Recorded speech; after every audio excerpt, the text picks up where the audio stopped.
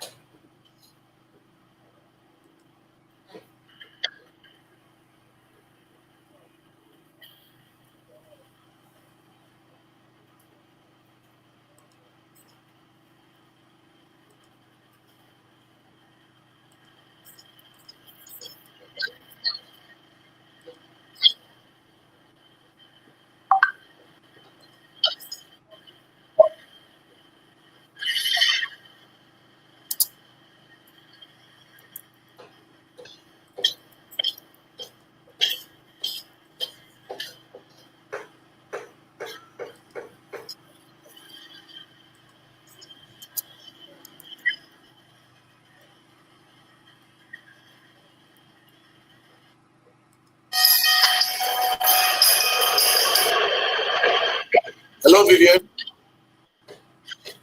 Hello, Vivian. Hello, can you hear me? Hello.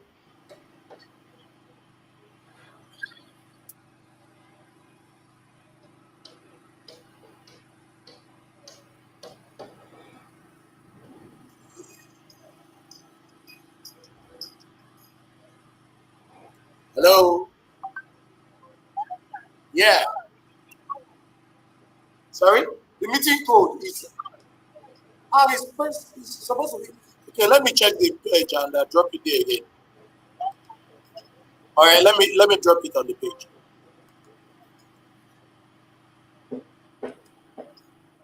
Okay, and I drop the meeting code for them group or even man.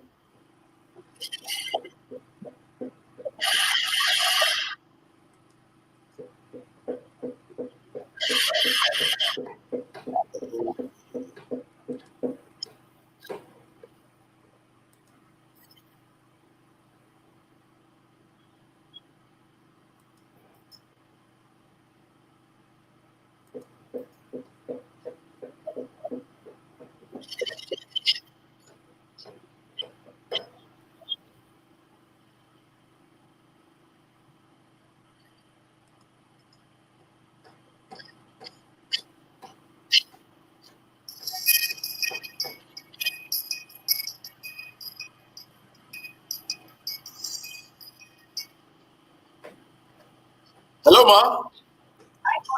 Hi. Yes, it is. I've actually replied your email. Yes, so but we can talk, Sha. Okay, so normally you guys are expected to pay the normal educare. Can you mute? Can you mute yourself, Vertex? Yeah.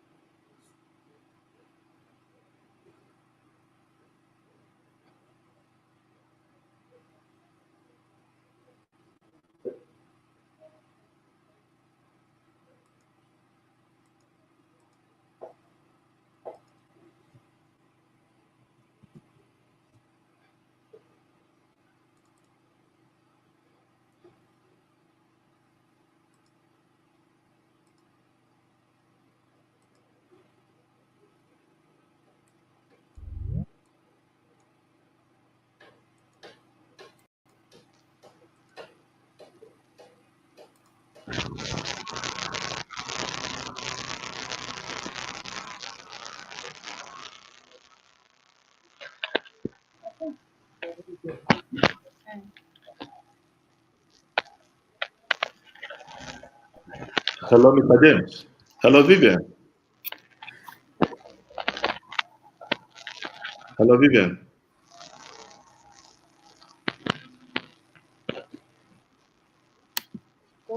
Yeah, can you hear me?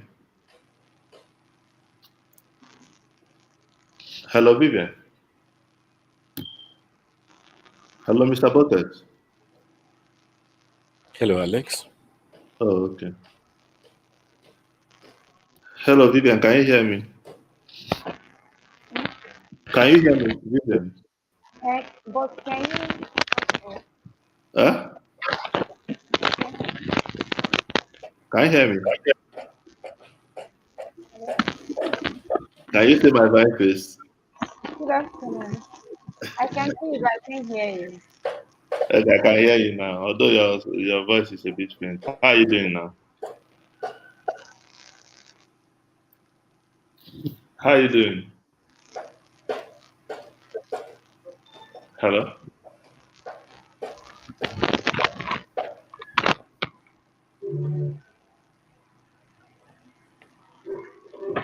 Hello? Mr. James. Give her a moment. Give her a moment.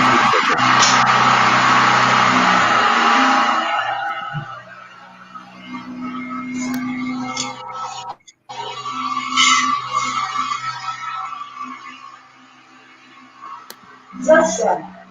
Joshua has sorry. Hello, Vivian. Going to please doing and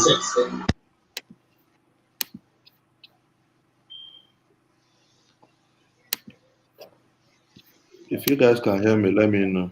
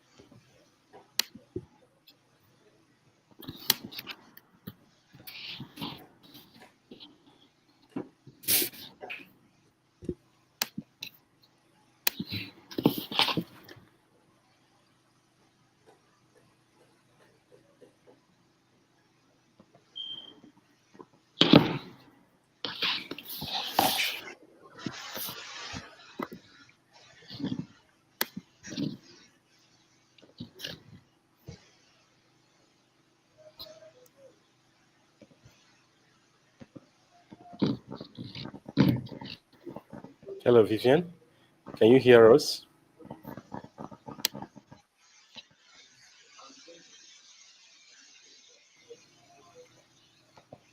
Hello, Vivian.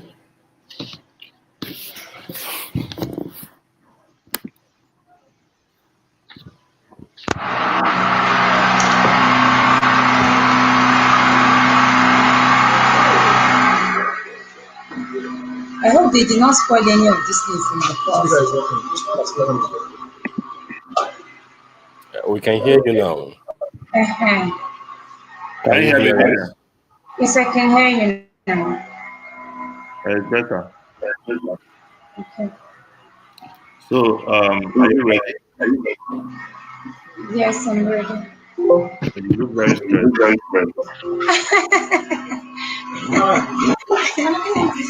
They want to give me a gift thing for us. They should not try that nonsense. Oh my god. They removed my please. Okay. Don't worry, I'm fine. Okay. How are you doing?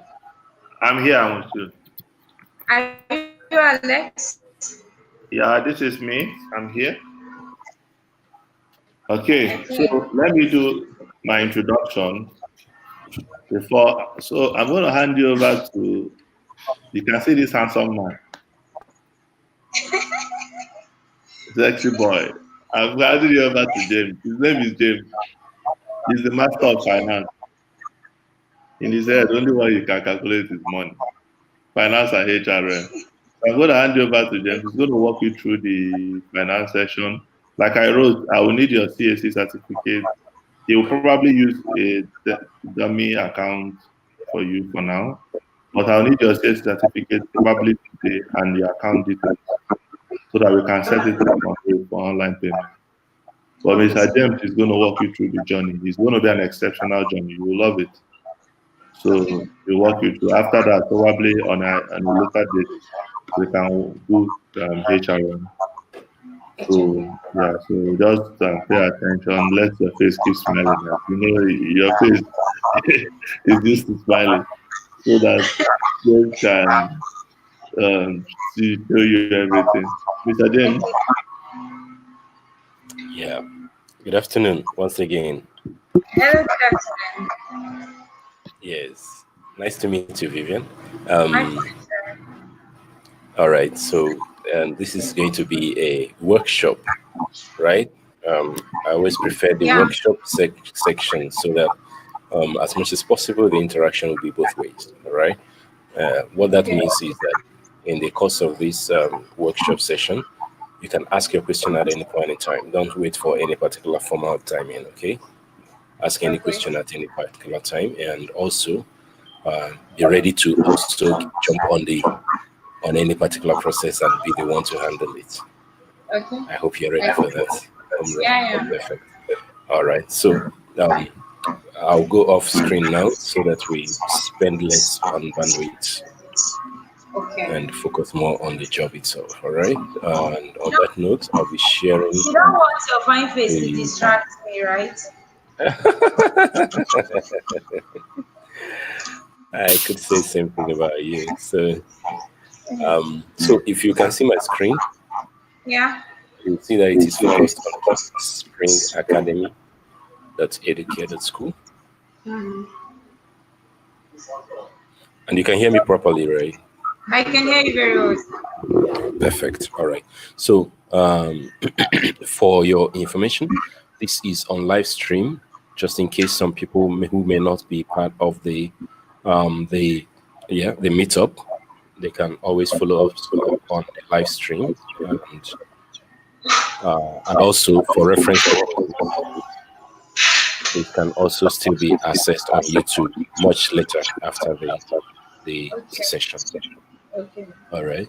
So on that note, we forge ahead straight up. There's no need of first time. So if you can see my screen, you see that I am on the home page. That is, the login page of King Spring Academy. Please confirm that you can get to the same page and you have your credentials and you can log in. I should open this page, right? Yes. Can you open this page? Can you log in here? Do you have credentials to log in here? Yes, I have. Okay, please kindly log in while I do the same. I'm logged in, but I'm currently on reports. Okay, so can you hit your dashboard? Yeah, I'm on the dashboard. So if you're on the dashboard, we should have the same. So what's your role? Admin. Oh, admin. Perfect. Accountant, everything. Everything. Perfect. Okay. So, and currently you're logged in as admin, right? Yes, sir. School admin. Perfect. Yeah. So, okay, fine. That's fine.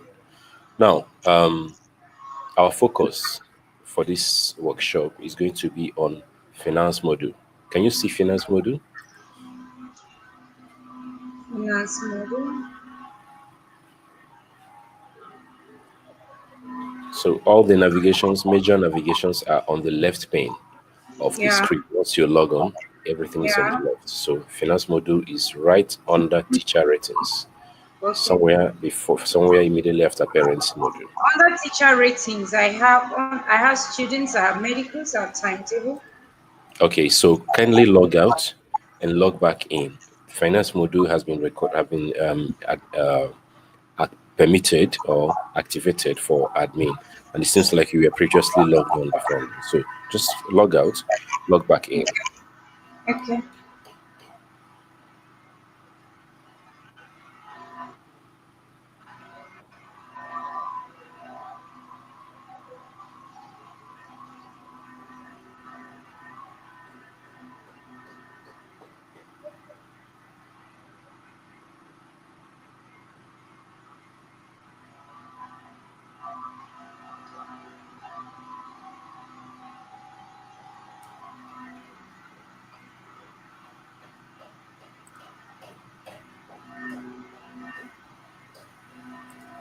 Okay. Okay, so you've logged in now, and you can see finance module. Yes, sir. Perfect. So we're going to be focusing on this finance module, right, for basically everything here.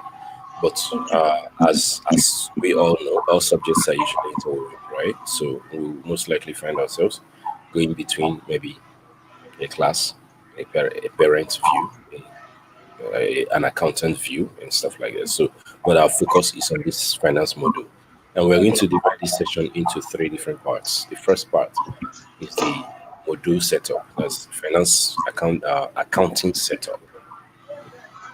Okay. The second one Okay. will be the account management, as finance management. And the third Accounts one, setup. the first one is finance module setup. The Finance second one models. is Mm-hmm. the second one will Account. be finance management or account management, and the third one will be reporting. Okay. All right. Now, Third one is what? the third one is reporting. Reporting. Yes, financial statements and all what have you. Reports, for account Okay. reports, finance Okay. reports. Okay. Okay, so on that note, we start off immediately with the setup. The finance setup are covered by a few menus that we can see under the finance module, starting with the account numbers. That's the first one. The second Okay. one is the chart of accounts. The third one is accounts setup proper. Okay. Okay. Now, every other one out here have their own individual tiny configurations. Their individual configurations, tiny configurations that are specific to their own roles.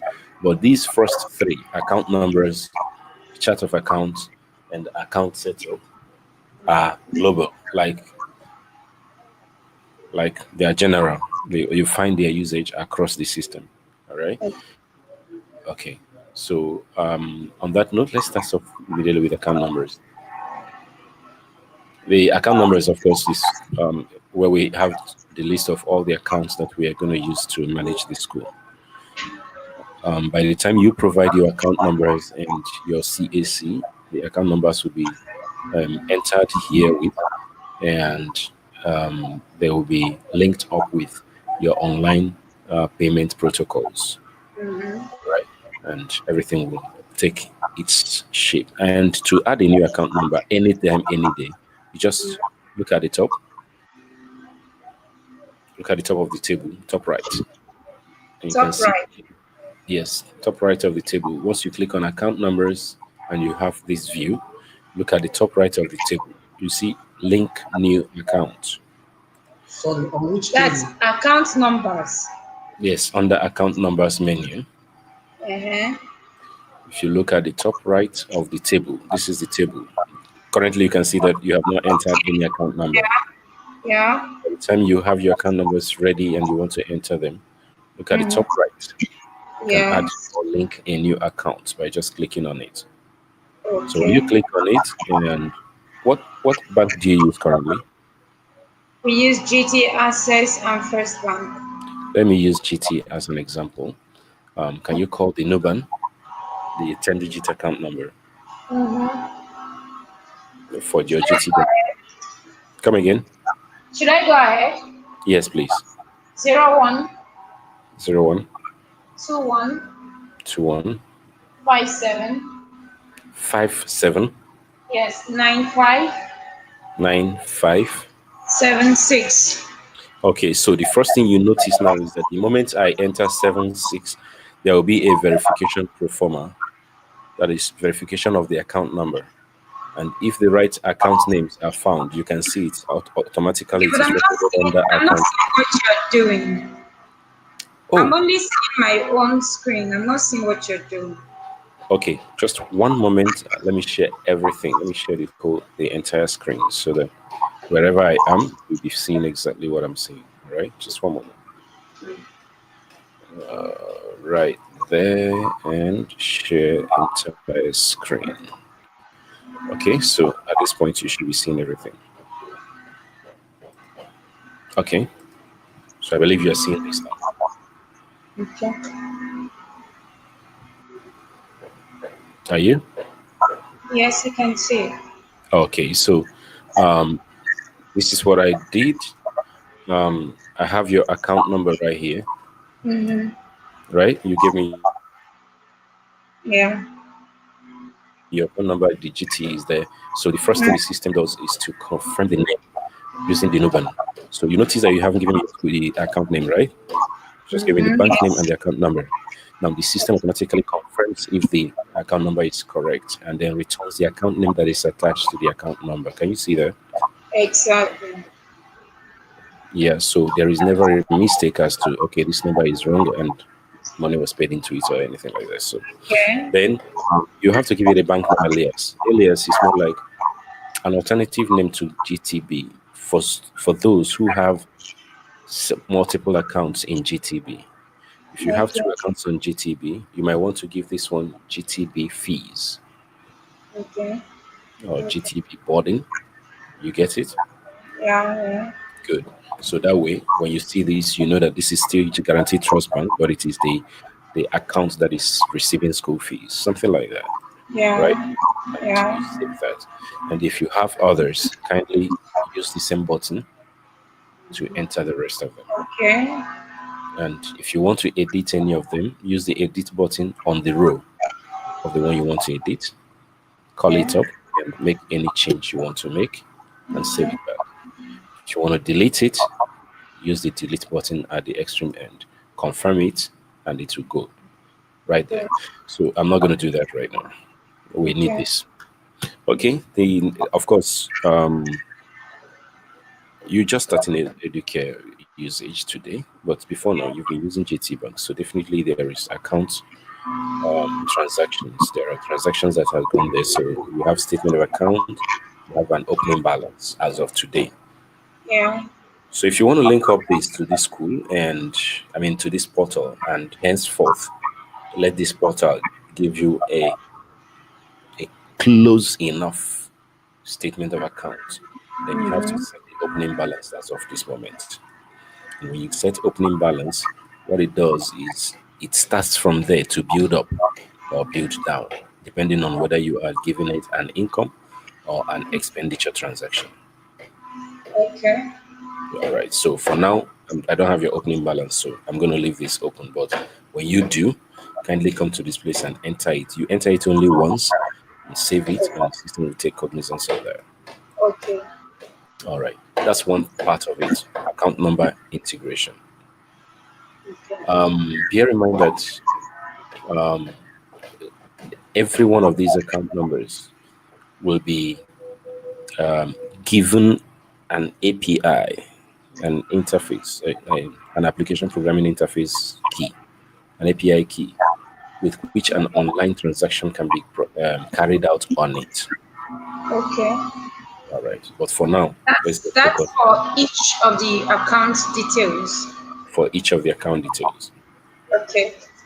Yes. So, but what we require from you is the list of the account numbers and your CAC, just a copy of your CAC, Okay. and we do that setup for you. The CS is coming. How am I supposed to get it to you? I should snap Just it. e-copy, yes, snap it and send it to Okay. Mr. Alex. That's fine. Okay. All right, so that's the first setup that we do on the system. Okay. The second one is the chart of account. Do you have a working chart of account right now? I don't understand what you mean by chart of account. Do you have a working? Oh, okay. That leaves us with a bit of explanation. So every establishment that uses accounting that does complete accounting chart their accounts. They have codes that represent different items in their account series. A code Okay. that represents school fees, a code that represents marketing expenses, office expenses, and other. Okay. We actually don't have that. Okay. Our system requires it, but you can always key in anything. Like, Can we can even, can we create it? yes, you can create it. And as we speak, if you are seeing my screen, you can see some samples that have been added already by default in the system. About Okay. 5 of them. Like, you have accounts receivable that handles revenue. Then we have the server hosting software, marketing expenses, office premises expenses, which you can see their account types are all expense accounts. But the first one, which is accounts receivable, is revenue account. And being revenue, of course, it is asset by type, entry type, while the others are liability because they're expenditures, right? And if you look at the transaction type, whenever anything is coming in here, it's a credit to the school, while the other ones are debits from the school. So, Yeah. and to add a new one, all that is required is to click on that plus sign at the top right and enter a code. So let's say that I want to create one for, let's say I want to create one for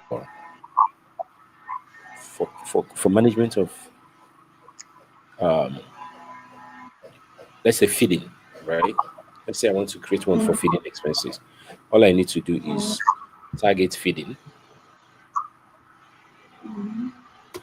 hit the enter, give it a give it a code, rather give it a code first. So usually the code starts for expenditures, they start from 1000, that's 1000. Well, for revenue, the other way around. So let's say for this expenditure now, income starts You from said for 0. expense that's from Yeah, sorry. revenue starts from 1000 all the way to And then expense 3000, and then expenditure starts from 4. So you have things like 4000 as a code, right? And you give it a name,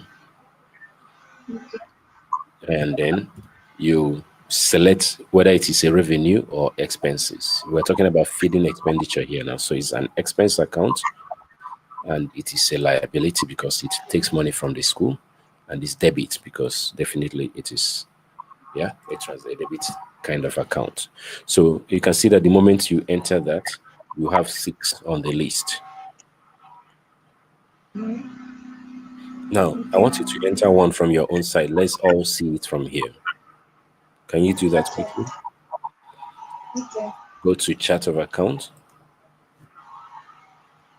Click on the plus button at the top right, which pops up a code text box.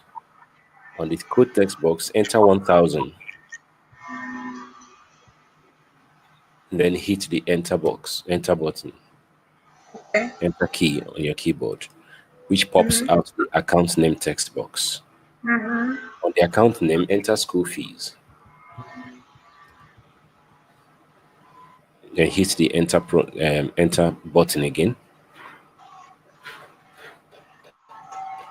to bring out the select group Okay. drop down.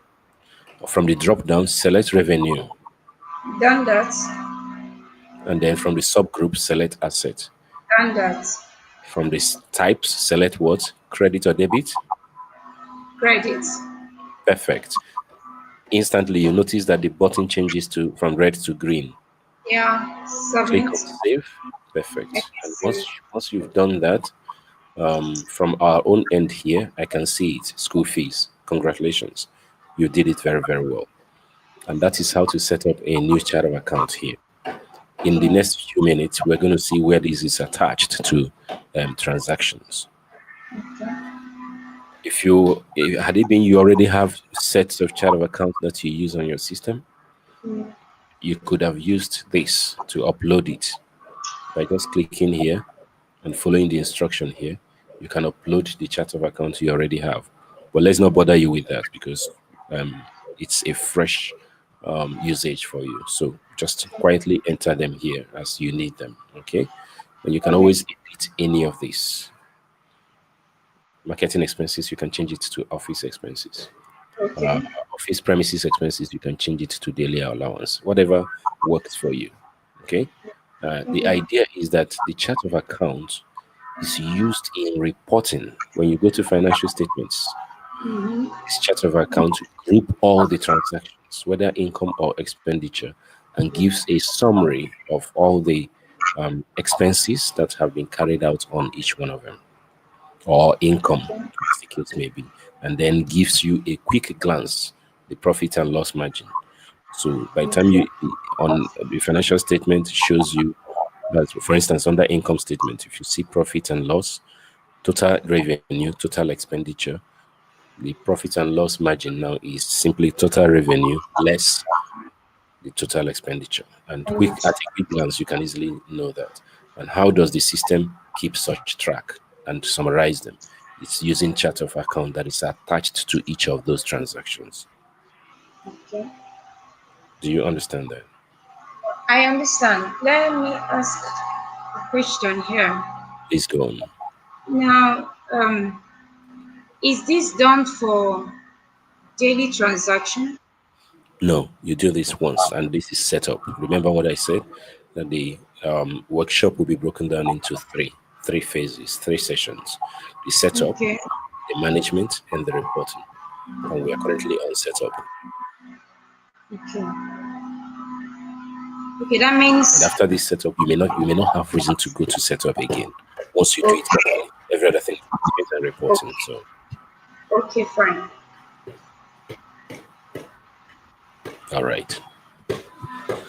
Okay, so recall we have taken care of account numbers, so we know how to add, edit, delete account numbers. We have also taken care of chart of accounts, so we know how to add a new chart of accounts to the system, to select whether it is an asset or liability, right? So, so that is perfectly aligned. Okay, I was expecting this. Okay, so now the next is the account setup proper. Now, under this account setup, again, it's not something you do every day. In fact, the moment we have your CAC and we have your account numbers set up, and we set up your account heads, you may never have need to go to this place again, except to change session, like switch off session, switch off account period, stuff like that. That's the only thing that may bring you here. All right. So just pay attention to understand it so that you can always do it anytime that it's called for. Right? Okay. So account setup comprises of four basic operations, of which one is the most important, which is account heads. Account heads. Account heads. That's the most important. Well, before we get there, I mentioned payment methods previously. I said payment methods, or API, is the gateway integration proceeds that allow educare for Kingspring to connect with a bank or all the banks in Nigeria and abroad in order to permit parents to pay school fees from their homes, to pay school fees from their offices, allows the school to pay staff salaries without moving a pen, moving it from directly from the payroll, allows the system to give salary advance to staff on request and collect it back from their payroll slip, and so on and so forth. Everything automated. For that to happen, educare is an education management system, right? Accounting is something for banks. everything that has to do with money is for the banks. However, we have several aggregators who have been able to merge all the banks and provide us with one single API key with which we can interact with any bank in Nigeria and abroad in order to make sure that these transactions are carried out automatically. So those are the ones that we refer to as the payment gateways.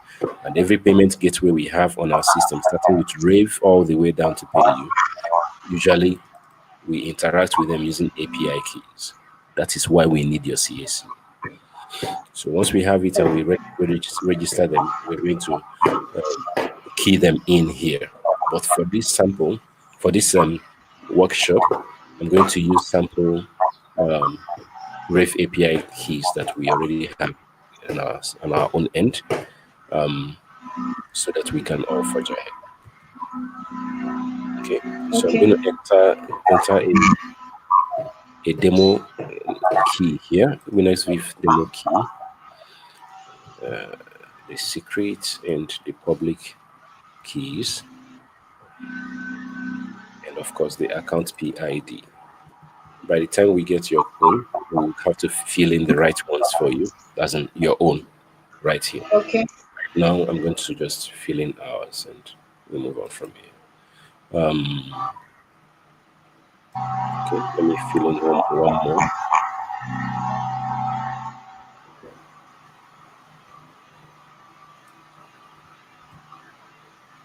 So to add a payment method, again, top right, you see the add button. And once you click on that, next with live API key, give it an alias, and then provide a public and the secret keys, and you're in.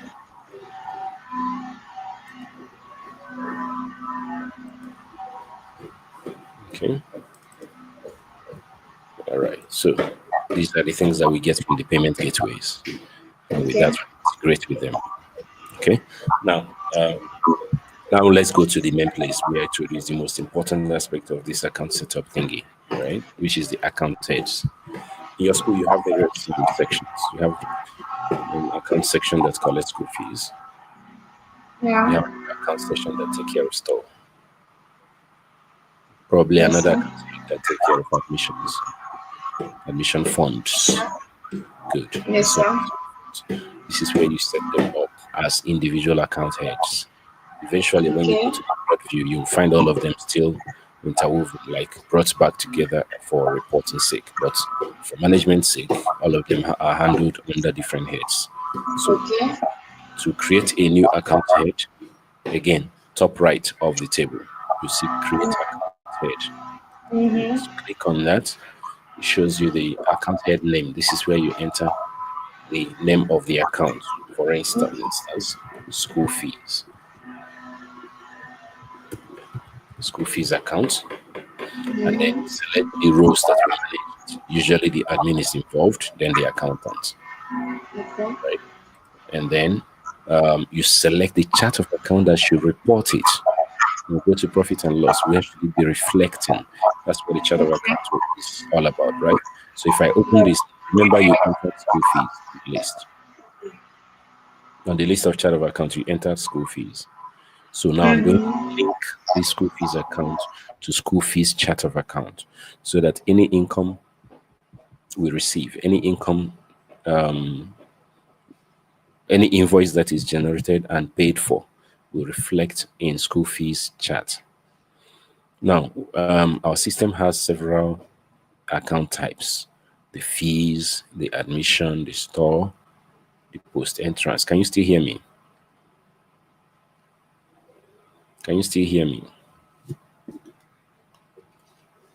Can you still hear me?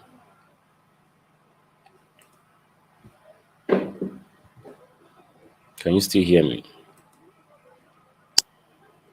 I think their screen freeze, so there should be network problem or something. I believe so.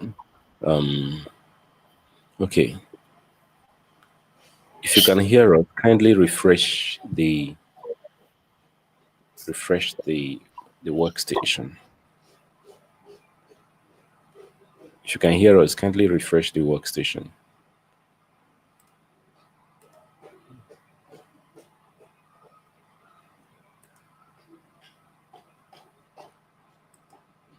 Okay. Alternatively, I can kick you out and then allow you to come back in. Can you come back in?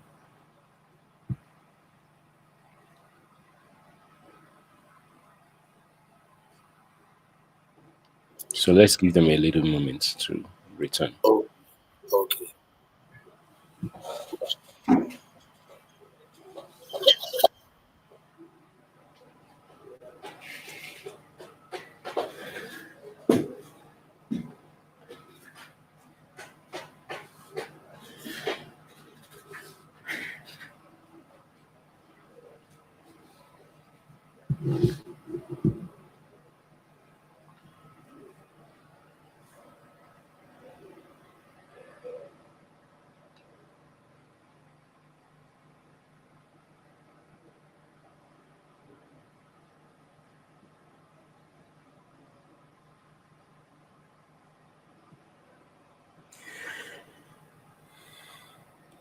Okay, I believe that's network.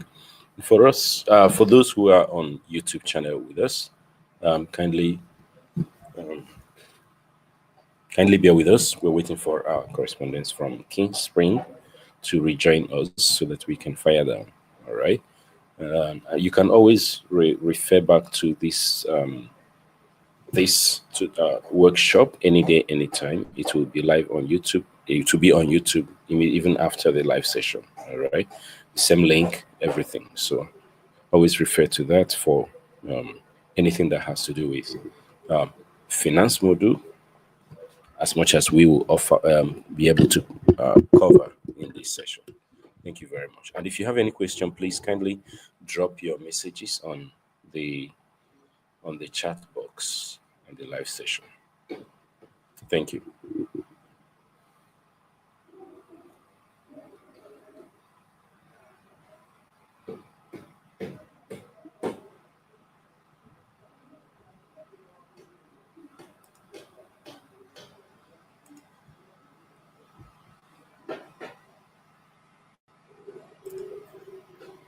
Oh, no, anyway. So I think it's their network. They said they are coming back now.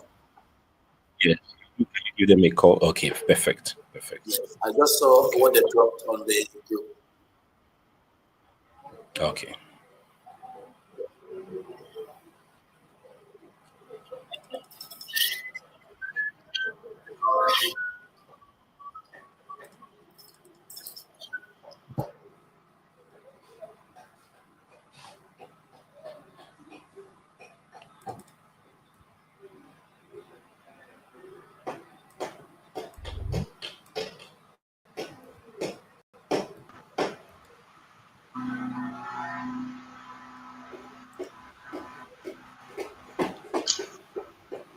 Hello?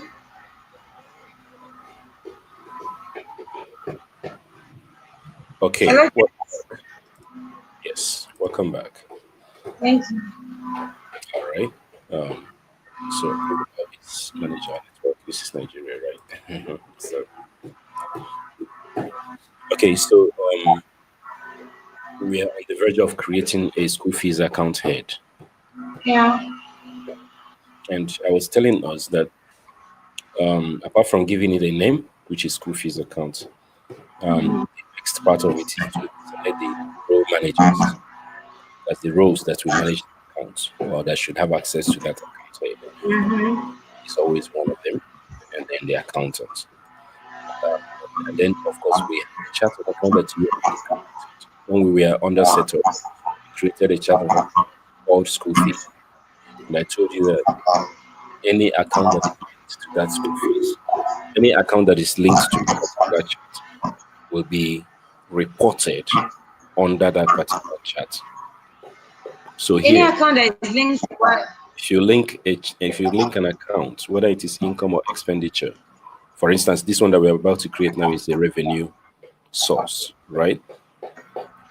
Yeah. Good. So we link it to school fees chart of account. What it means is that when we go to our statement of profit and loss, that's if we go over to our financial statements, we'll find every revenue that came in from school fees under school fees chart. Okay. Yeah. Again, we have the account types. Several account types are available in our system. fees account types, admission account types, store, post entrance, acceptance, wallet impress, transport, and salary. Any account that you manually generate invoice for is a fee account type. Every other one, usually the invoices are generated automatically based on the actions. For instance, admission, any account that is admission account type, right? Mm-hmm. The invoices are generated at the point where parents are filling admission form. So the moment they fill admission form and submit, an invoice is generated which they clear based on a particular fee that has been set for the school. Same thing goes with store. Store items are already on display in front of parents in school store with their prices. And parents can click on maybe 1, 2, 3, 4, 5, 6 items at once and add them to a shopping cart, then clear them once. Now you see that the dynamics of the store items will make it possible for you to generate a preset fee for them to pay. Okay. That's an invoice. So the system does the dynamic generation of the invoice based on the current standing, the current contents of uh, shopping cart. So the invoices are also automatically generated. Post entrance forms, acceptance forms, the same thing. Wallet, the same thing, based on the fact that wallets are actually for parents, right? They can always open their wallet at any point in time and key in some amount that we are not aware of. Any amount that they key in there, the system automatically generates invoice to that note and sends across for them to pay.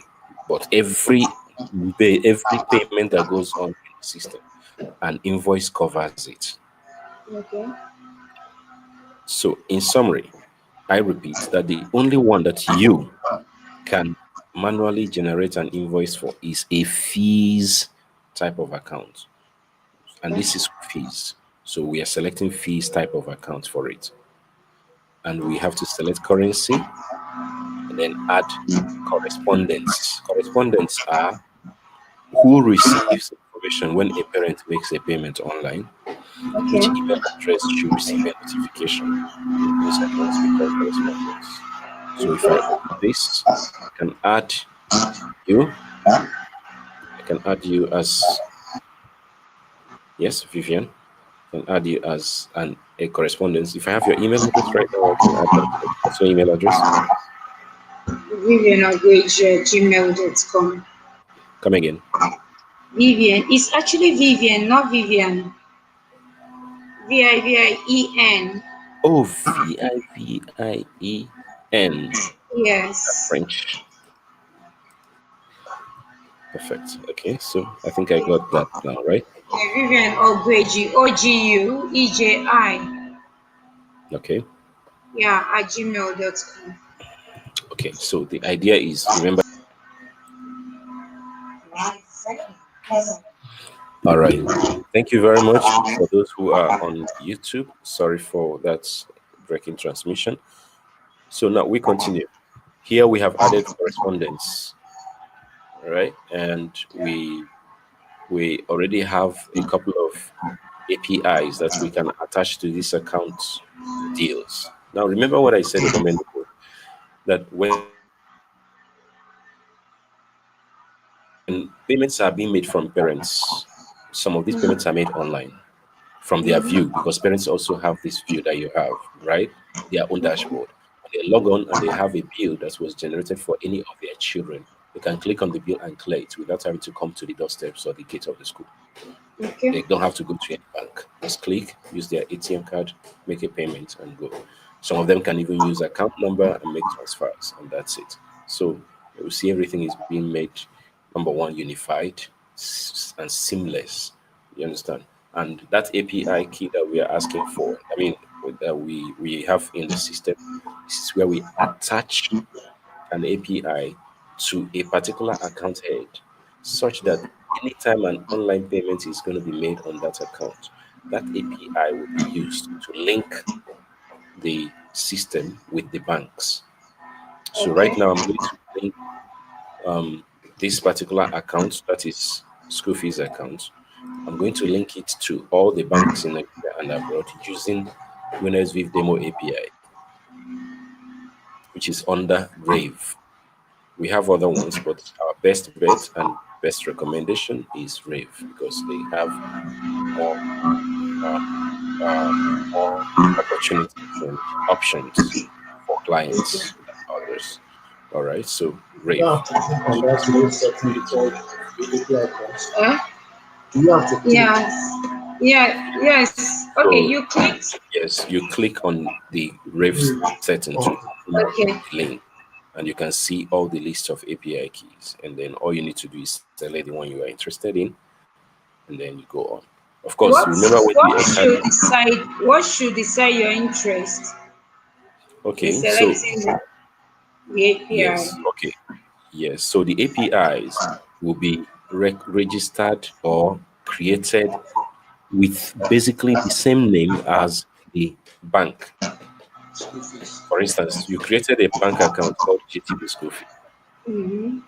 By the time we create an API key for that GTB account school fee, we will also record it here as GTB School Fee API, Okay. so that if the school fee will be going to this bank, GT Bank, then Mm-hmm. the API that should be selected should also be GT Bank School Fee API. Mm-hmm. That way, any money that is coming in from online will be settled directly to this account number. Mm. Do you understand? Yes, sir. All right. So on that note, I'll quickly add this. Remember that this is demo. So eventually, you might want to change this by just clicking on Edit and making some changes. But right now, this is fine. I would want you to do the same thing I just did now, but this time around, create for admissions.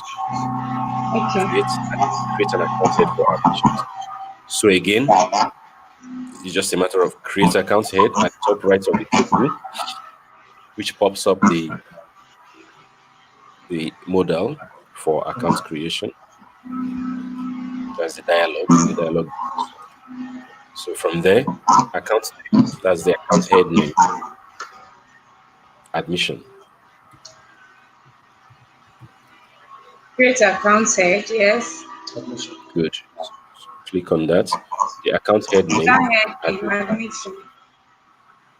or admission account. Okay.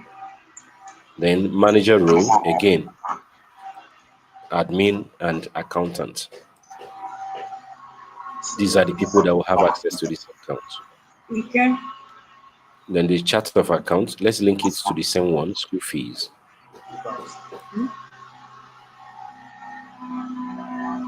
Then the account type, this time around, which one do you think you should go with?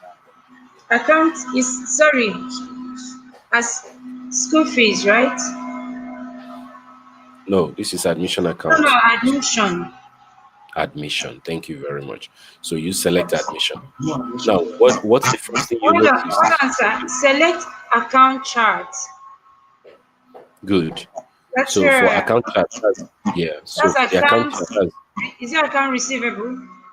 so account receivable is also a revenue account, but school fees is the one that you created. So Yes. link it to the same school fees. Let everything go there. I should Every link it revenue to. should go to that school fees. Yes. Okay. Account type, Account type. admission. Perfect. Now, what do you notice once you selected admission as the account type? Sir? Go back to select fees under account type. Fees. Yes. Observe the screen. Okay. Okay, sir. Under account type, select fees.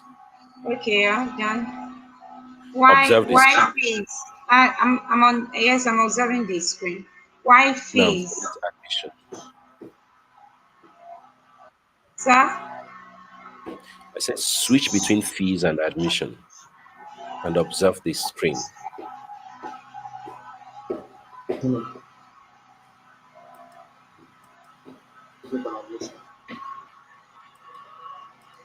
Okay, it changed the view from the fees. Okay. Perfect. Let me do this again. Hold on, I want to do this again. Okay, go ahead. Please. Okay. This one was already created already under fees. Okay. Okay. So what it means is that for admission now, Mm-hmm. the system provides an extra option of keying in the exact amount for each of the schools. Your daughter currently runs 3 school types: the International Academy, the International Junior School, and the International High School. Mm. Good. So for each of these, how much is your admission fee, admission form fee? Okay. So Okay, for the academy yes, is 2,000. 2,000. So quickly enter 2,000 in the box provided, and then check the checkbox on the left of it. Admission.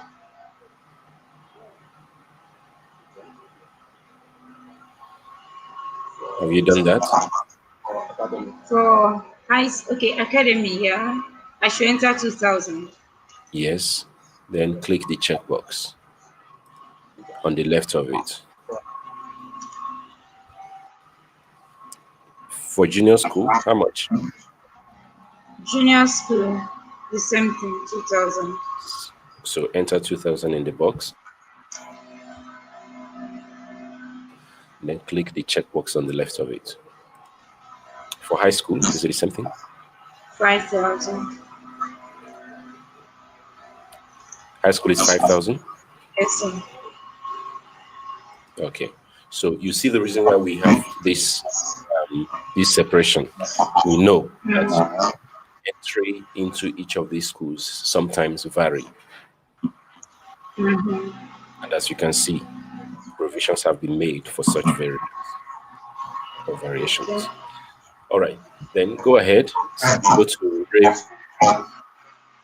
setting and select the demo API key. Let's Viv demo API key. This is for the sake Demo. of this workshop. By the time we have your CAC and we key in yours, we'll definitely change everything back to your lifesavers. Okay. I have it available now. Should I All send right. it?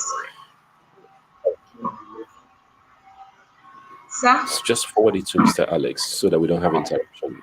You can forward it to Mr. Alex so we don't have this interruption here. But later on, it will all be set up. Immediately after the workshop, it will be set up. Okay, sir. All right. So with that, can you quickly click on Add? If you have selected the demo API key, click on the Add button. Done. Done.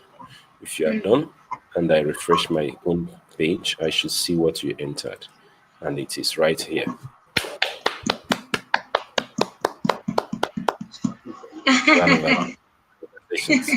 So that is how simple it is to create an account head in a system. Okay. Okay, so I'm going to quickly add maybe wallet and salary just for continuations. I'll add this. Okay, you go ahead and add a store account, add wallet. Just repeat the same thing, but this time around for store account type. For store? Yes. What do you mean?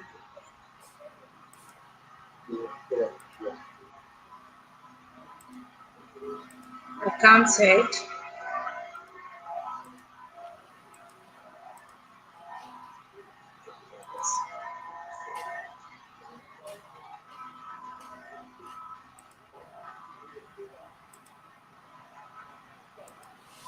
So account head, store account, manage rows, admin, accountant.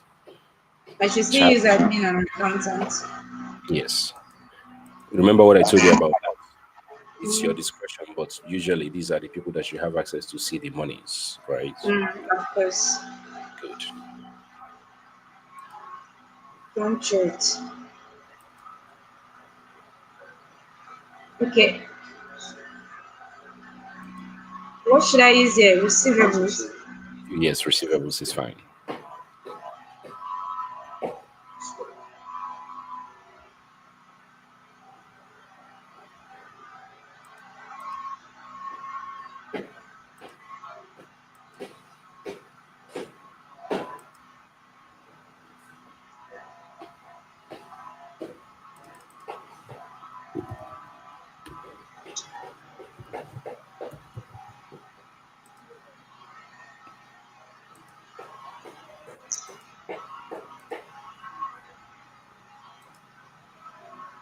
Done, sir.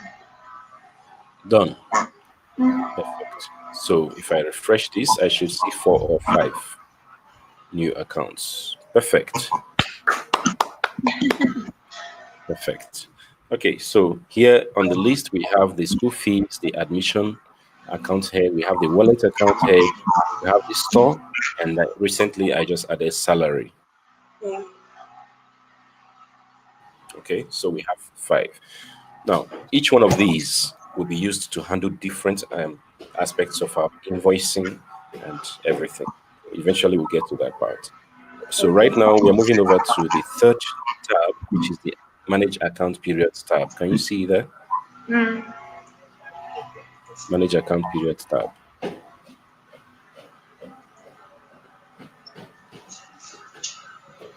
Can you see it? Yes, sir. Okay. Give me 1 moment. 5 minutes. Give me 5 minutes to check a part of your setting. This is Kingsbridge, right? Okay, yeah, that's right. Let me call. Kingspring. Okay, so the account period is where you said for every account section, right? Usually you have a beginning and end date. Like usually it runs for 1 year, right? An account period runs usually for 1 year. Run for 1 year. Yes, sir. You usually run 1 year accounting, right? And let me call that. Yes, sir. Is that correct? Yes, sir. You start and close an account between September and August. Yes, September sir. to August 2021, right? Yes, Some sir. people do their from January to December, so it's usually varies. Okay. And it's not all the time that they align with the session, the school session. Because of that, account session or period is separated or is separate from account manager. That's school session or period. Okay, so and you can start and end any period at any point in time. You can start a session and end that session or end the session at any point in time, like close it. Okay, so for that to be possible, we have this account period where you are right now. Okay, sir. Yeah. Yes. So there you usually have the opening dates and the closing dates and all what's not. So if you refresh that page right now, you see that it currently contains one session or one period, which is 2020-2021 session. Can you refresh your page?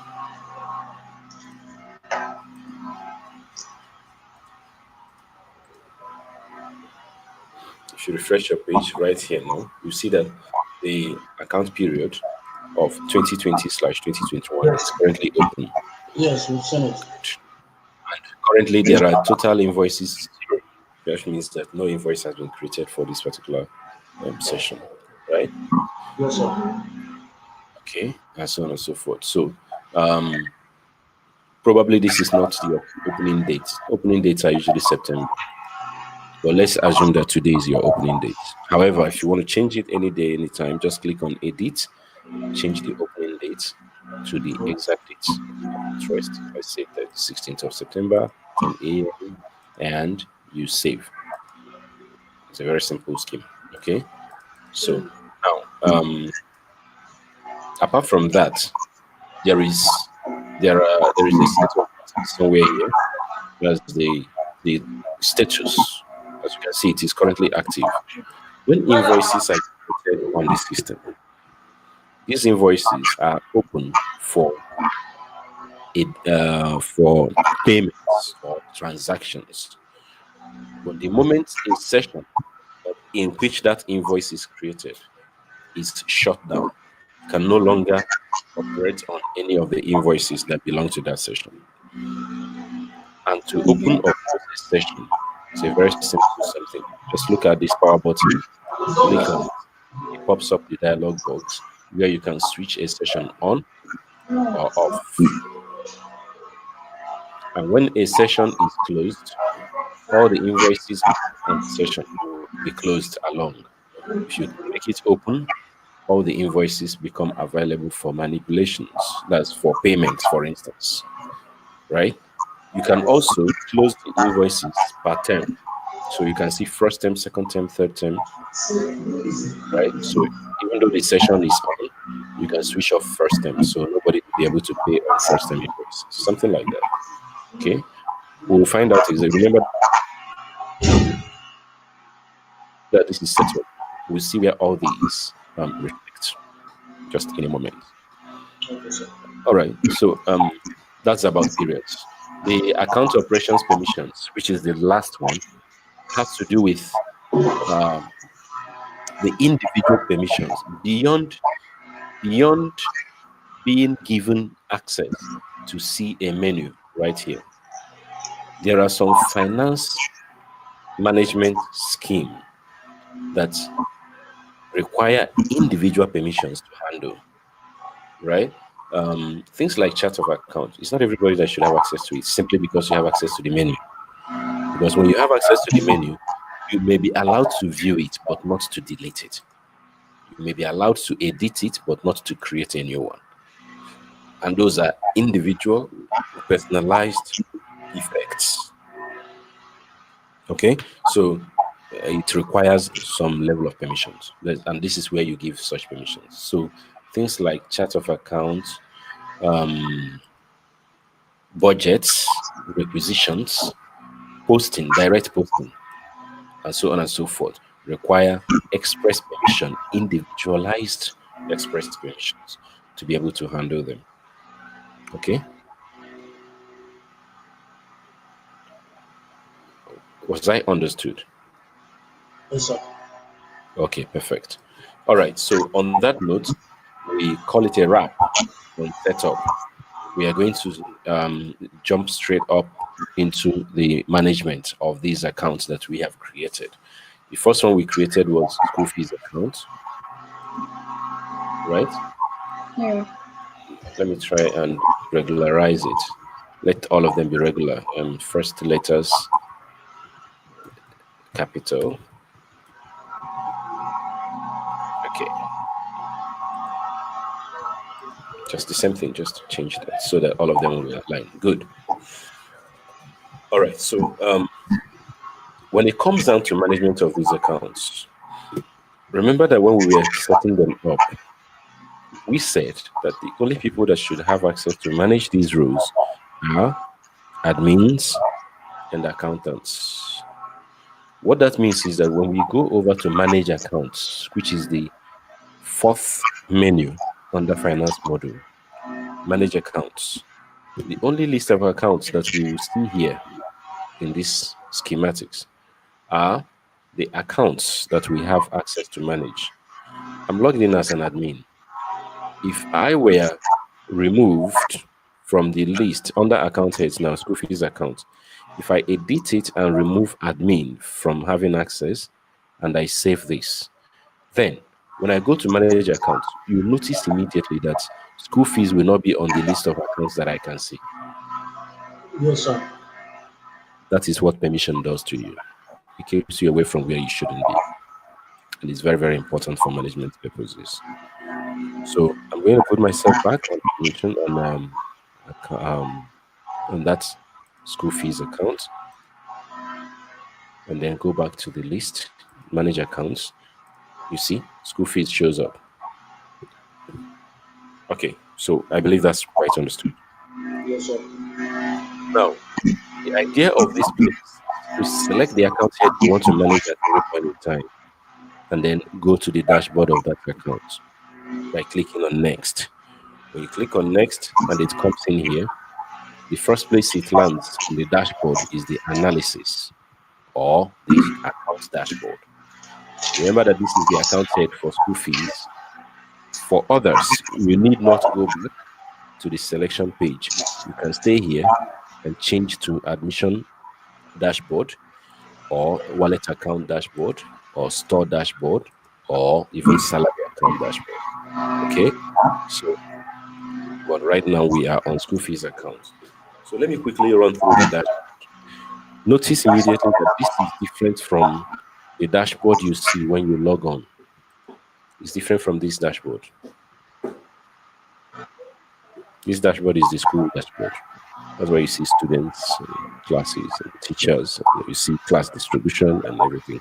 You see the news feed and all that. No, we are talking about accounts dashboard. Here, it is all about accounts. And of course, the account session is on 2020. And we can see from the analysis view that total income currently is zero. Completed payments, zero. No debt, no fees, no discounts, no installmentals, right? And even when you go down a little, no students, no invoice has been generated on this account. So it's a fresh, it's on a fresh note. Okay. Now, on the right flank is where you have daily receipts, weekly receipts, monthly receipts, and yearly receipts. On click of any of these, the system gives you a mini version or an Excel sheet of all the transactions that we are paid for today. If you click on this, the weekly one, it gives you all the transactions under school fees account that were carried out today. Monthly one, the yearly one. If you need a financial statement based on dates, you can select a particular, just like when you are logging into an app, right? Bank application, right? And you want account statements. You just key in a date from a date range, right? You want from January to December, and the system will give you a downloaded statement. You just click on download statement and it will give you an Excel format of that transaction. Whether you want all transactions or you want only the paid ones or you want only the unpaid ones. The system will simply filter that and give you. In fact, you can even filter down to a particular level or a particular class in a particular level and then download the statement for that. We'll see all that when we get to reporting. But right now we're on management, right? Yes, sir. So this is the analysis dashboard. And to generate a new invoice, okay, before I get to that, look at this quick note, please. Everybody, pay attention to this quick note.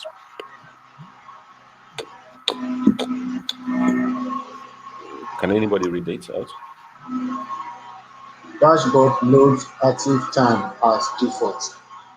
You can read Perfect. to all times in active section by clicking on the E button at the top right corner of the screen. You can Perfect. also define active time in account period setting. Thank you very much. So what that simply is saying is that anytime you open this invoice, this dashboard, the active term is usually the one that the account is displayed here for. But if you want to get everything for that session, let's say this is first term, right? Yes, sir. Any invoice, the only invoice that will show here, or by default, anytime you load the dashboard, is the first term invoices. By the time you go to second term, if you have not switched to your second term by going to account periods, you know where we have account period settings Yes, sir. under account setup. Yes, Yes. sir. Good. So if you go to that account period setting, that's here, and you activate second term, then second term invoices will be loaded by default. If you activate third term invoices will be loaded by default. So right now, let's start with the first term, so Okay, that sir. So everybody knows. both time, Yes.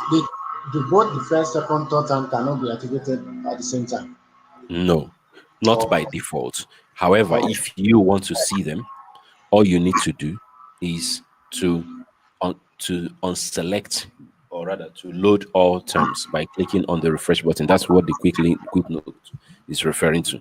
Just by clicking on this, the system will disengage terms and engage session. Okay, sir. Okay. One moment, please. Okay.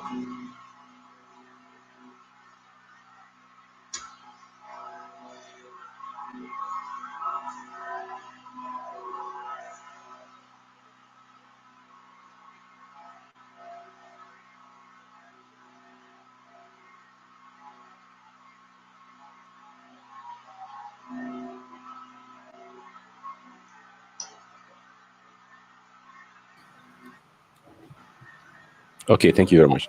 I'm back. All right. So I hope you can hear me, right? Yes, sir. Oh, thank you. All right. So that's what the quick note is talking about, right? So you see that you click on the refresh button, or rather the disengagement button, to load all terms. That's all the three terms at once. But by default, it loads the term that is active on the account period setting. So the reason I emphasize on this now is because we often have issues where people call it a bug, that I just created account for second term. I'm not seeing it. We are seeing only first term. First term, first term everywhere. The second term that we created, we're not seeing it. So that's why the quick note is there, like steady. If you are tired of seeing the quick note, just click the button at the top right of it to disappear. If you want to see it again, just click the question mark and it shows up. Well, you can toggle it between the question marks, just in case it's blocking your view. Vivian. All right. So let's go straight to bill creation. Can we? To what? Let's go straight to bills creation. You want to generate a bill, a school fees for the students of your secondary school, the first class in your secondary school.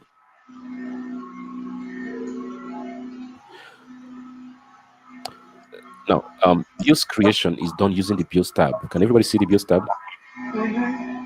Can you see the bills tab? Okay. So, create bill is right here.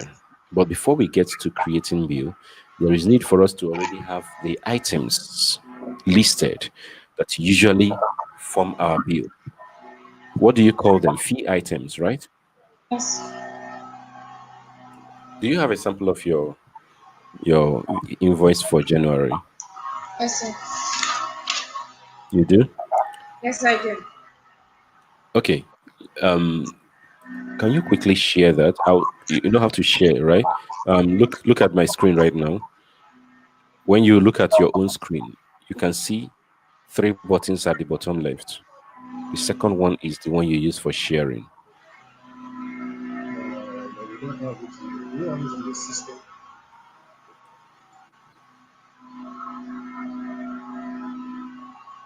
On the same tab, this same tab that we are using for this meeting, if you look at the bottom right left of your own, in fact, if you are seeing my screen right now, look at your own screen. At the bottom left, you Yes, I've have seen it. beautiful. So just click on that and then share your screen. I want to point something out from your own. So when you click on it, a dialog box pops up. You click on the first picture on the dialog box, then click share. I should share the entire screen of the application window. Yes, share the entire screen. Entire screen. Okay. Perfect. Excellent. Now, share with us your report. I mean, your invoice, a sample of your invoice for January. Leave this page as it is. Just go straight to your Explorer, File Explorer. and open a sample of your invoice. Great. So this is what your school fees usually look like for crèche, for PG, for reception, and all that. Now, what we call the items are what you have on this description column: tuition fee, development fee, books and stationeries, and so on and so forth.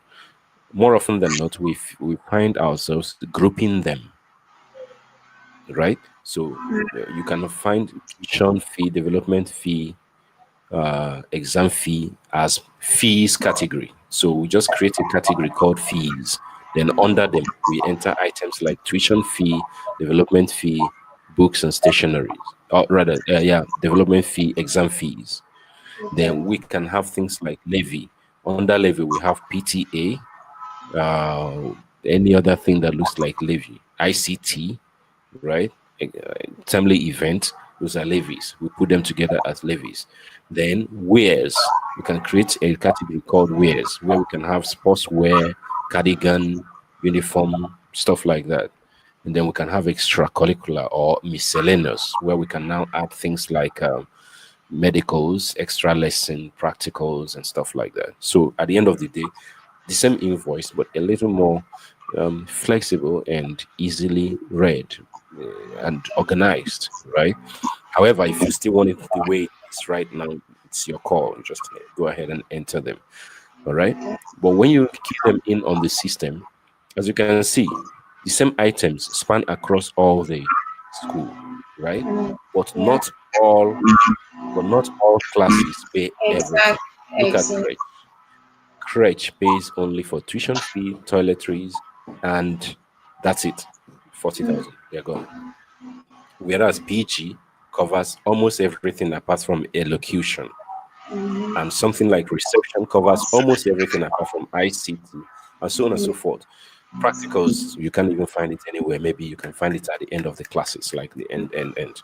So you see that these differences, right, make for the differences we are most likely to be seeing in the course of generating our invoices. All right. So we are going to key in these fee items for keeps. And then at the point of generating of any of the school fees for any of the classes, we select the ones that are accruable to the class and we give them prices. Of course, it's also observed that the price for tuition fee, for example, varies across the classes, which means if we are to create an Excel sheet as a program, Abby, the only thing that this Excel sheet will contain will be the descriptions and the headings of the classes. It will not have static prices because the prices can change. So bearing that in mind, you can stop sharing now, but bear this in mind that this is what we are going to eventually use. Okay. So stop Okay. sharing now and let me take over from here. Great. Thank you very much. I love the fact that you can do this properly. So anytime I call on you to share, you know what to do, right? Okay. Thank you very much. Now, on that note, when we return to this, the first thing we like doing is to give a general view, more like a template, a color, right? A template of a particular um, account head, such that even if I'm not seeing account head school fees account on an invoice, if I see the color, automatically I know that this is coming from school fees account Okay. head. Do you understand that? Yeah. So we like doing that a lot. So with that in mind, this is school fees account. So view setup, I select any color of choice, green, blue, any color that I think should represent school fees, right? I select that and then I save that as a template. What that does for me is any invoice that I see coming directly from school fees without, like I said initially, without even seeing school fees on it because it's green. I can tell. Oh, this is school fees account head. Okay. Oh, this one is orange. Take it to wallet department. Oh, this one is store. Why? Because it's black. Take it to the store department without straining your eyes to see the account head where it was written. Do you understand? That's what the view setup does for us. But where we are interested in is the bill setup, the second tab. So from the list of items you have on your invoice, you can see that all of them, you can create them here as fee items. You can also go ahead and create some categories and then add the items to the categories. So right now, I'm going to create the first category called fees. And all it takes is click on the add button at the bottom of categories view, which pops up the dialog box where you enter the name of the category. So if I'm to create levies as a second category, is a very simple something, right? Now, Vivian, create miscellaneous.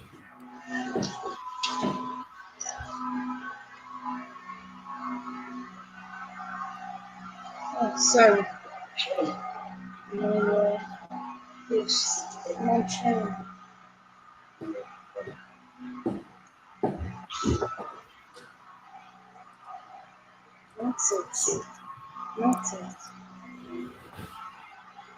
So remember how we got here? Remember how we got here? First, manage accounts. And then when you click on manage accounts and you select school fee as the account head you want to manage, click on next. The first place it leads you to is the analysis dashboard. And then you click on the bills, which is the third tab on the list. From that bill, select bill setup. You are in. From here on, you can key in categories and fees. So I asked you to create miscellaneous categories. So hold on, it's loading. Let's go okay. back to After that, also create wares. Okay. Okay. Why is it taking long?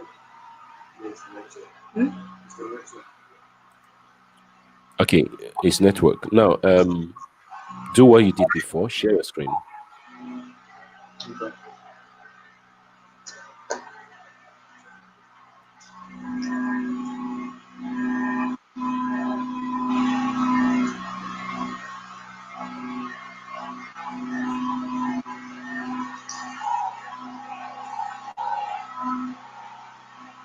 Perfect. Now go ahead and do what I asked you to do. Let all of us watch you.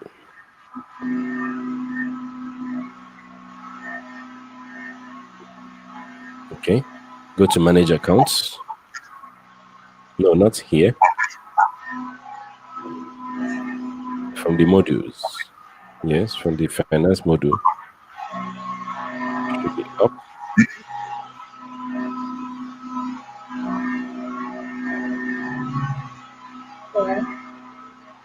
Up. Right there, finance. You've missed it again. Scroll up. There, right there. Good. Manage accounts. Good. Now select from the list. Yes. The drop down list. Yeah. School fees account. Next. That's how you get to the dashboard. And from the dashboard now, bills. Thank you very much. This is where we are. Then go to bill setup.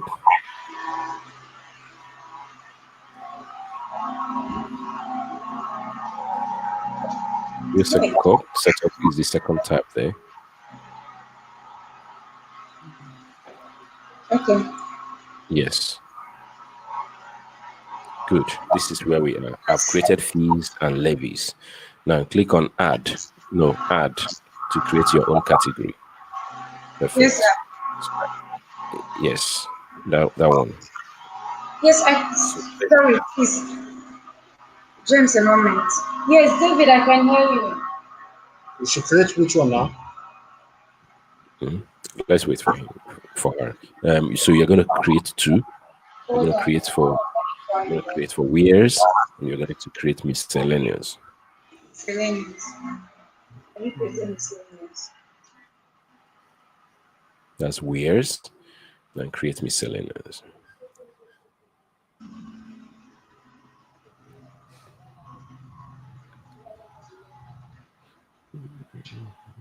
It's usually a miscellaneous, basically. Yeah. Okay. Perfect. So with this now, these are the categories that we are going to group everything on that your item list.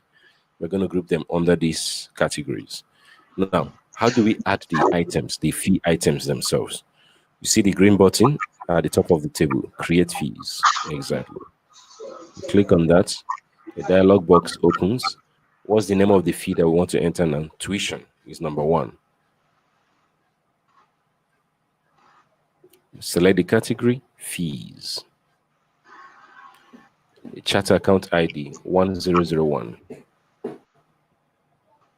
That's Add. Sorry? is that the default item? No, it's not difficult. It's not difficult. But remember that we gave school fees account 1000. That is a range. Okay. So bearing that, I remember that is what we used for school fees. So every fee item that belongs to it should take a range from it. So 1000, 1001, 1002, 1003, and so on and so forth. That's how we're going to fill in all the fee items. Okay. So we have entered tuition fee. What Yes, sir. else? Be checking your Excel sheet because we want to cover as many items on that Excel sheet as much as possible. Good. It's called tuition fee. So we want to edit it and make it tuition fee. Then we enter development fee. Then we enter exams fee. Should create another one for development. Development fee.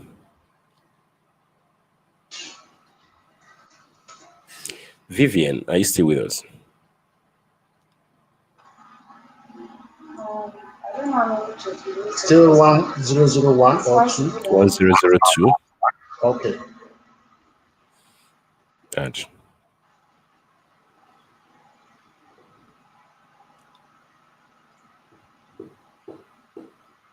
I have book and stationaries here. No, remember that we're trying to group them. Okay. Okay, books and stationaries, that can be miscellaneous, right? So you can add that as miscellaneous. It should be instead of one.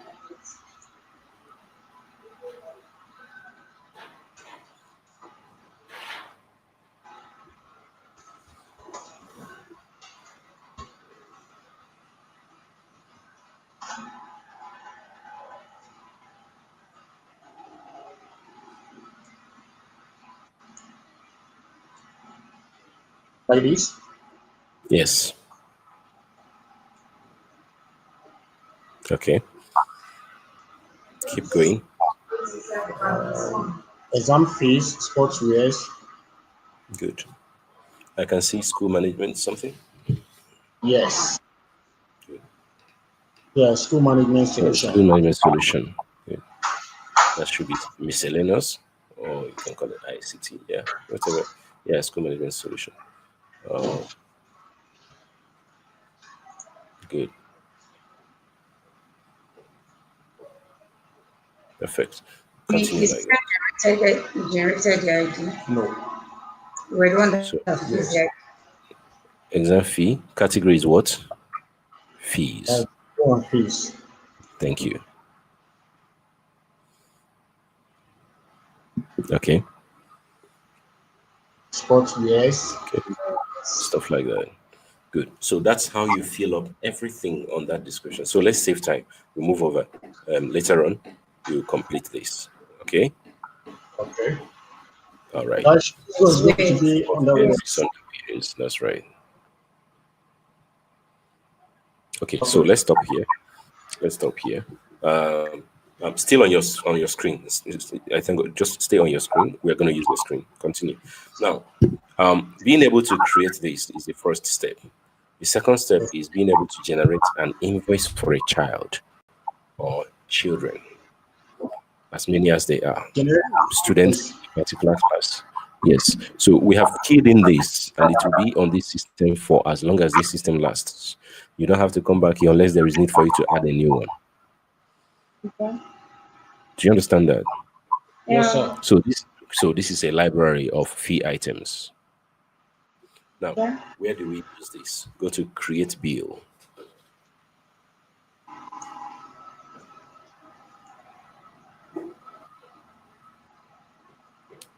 Okay.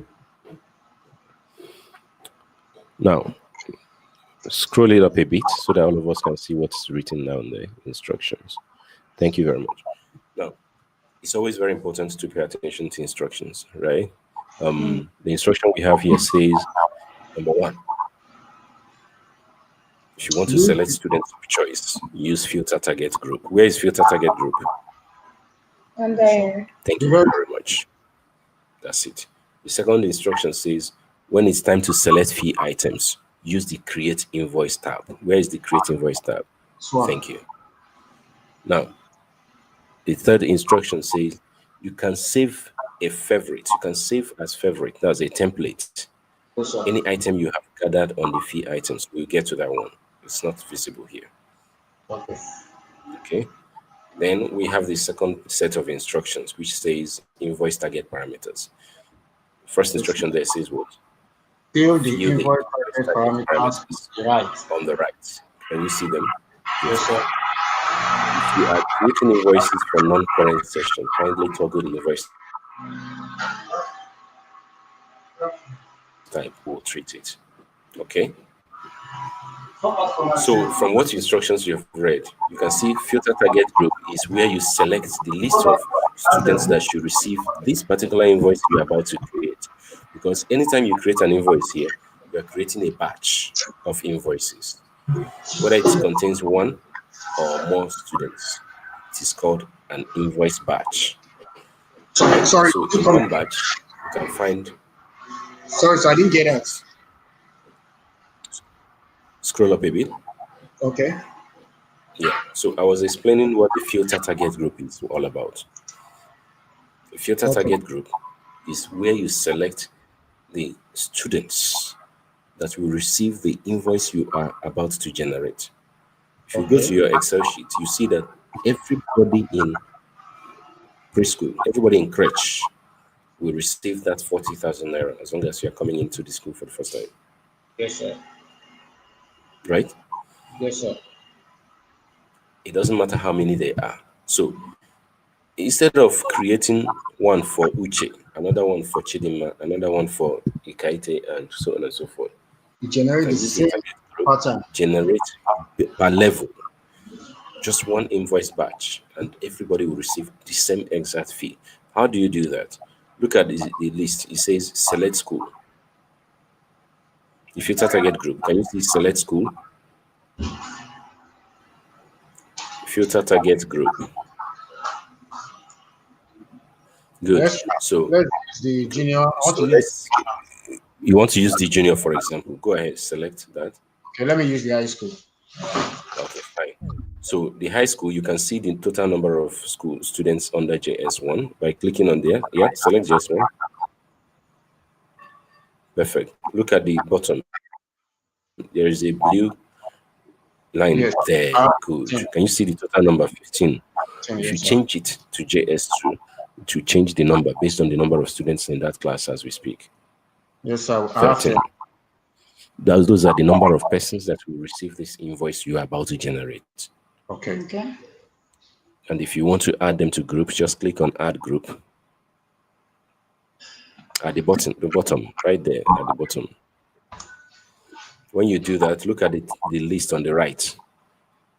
List of target group. These are the people you have selected. And if you click the blue button that has an eye icon, it will show you the list of students. Okay. That's the details. So here you see the students that have been selected. That if you generate a single invoice now, all these students, their parents will receive this invoice. Okay, just 2 years. Okay. Do you understand that? Yes, sir. Okay, so close this. So this is how to generate, this is how to filter the people that you want to Generate invoice for. send the invoice to. And once you are done with the filtering, scroll down. Yeah.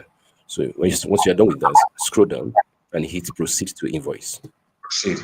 I should click it. Clicking on proceed. Yes, go ahead. Clicking on proceed to invoice is the same thing as clicking on create invoice, the blue one. Okay. Good.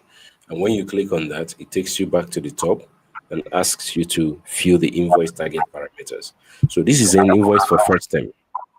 So you select first term. Invoice for second term. Okay, if it's for second term, select second term there. Okay. Then invoice title, second term invoice or second term bill. Okay. And if it does not match what you usually say, you have a plus button at the right type part where you can enter your own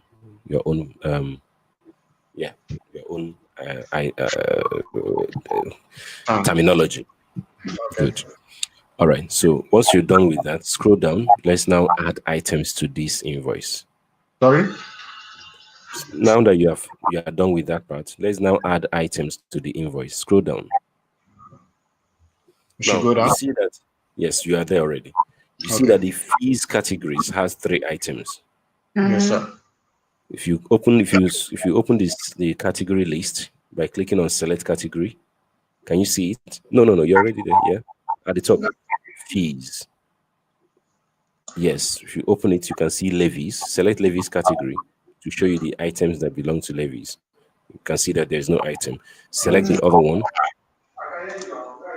Select wares. You will see sports wares. Select miscellaneous. You see books and stationery and so on and so forth. So all those items that we entered in the list are here, still all of them displayed, but according to their categories. All you need to do is on each category, open it. Let's start with fees. With fees? Okay. So on each category, this is where you key in the price. Remember that we are dealing with JS2 now. So what's the tuition fee for JS2? 40,000. 40. Perfect. So you just go to that price box and you enter 40,000. Does it then you matter click check. if you use special character or anything? No, just the way it is. Okay. I should check it. And then, yes, check it. You notice immediately you check it that it adds to the template. The development fee is how much? 10,000. 10,000. So go ahead.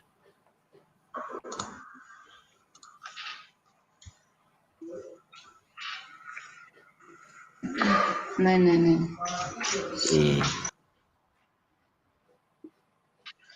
Okay. Check. Good. Exam fees is how much? 2,000. 2,000. Okay. Check the box. So we've added the 3 items that belong to fees. Go to the next category. Wares, I think. Good. Sportswear is how much? 3,000. Okay. Perfect. Go to the next category. I think it's miscellaneous. Books and stationery is how much? 35,000. Perfect. So you key that in. 4,000.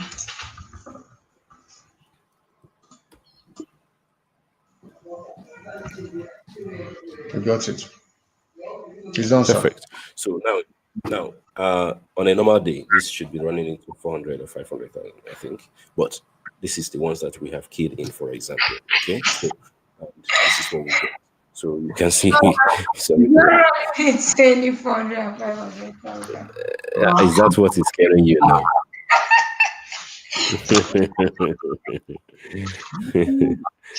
It's fine. It's fine. Okay, so are we still together there? Yes, sir. Okay, nice. It seems like you're refreshed. Sorry. Uh-oh. Okay, Okay. just log in again. Yes. Yes.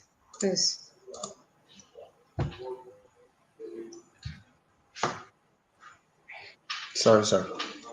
It's all right. So now let's see how much you have understood this by how quickly you can navigate to where we are. I won't say anything. I'll just watch you get there. Finance.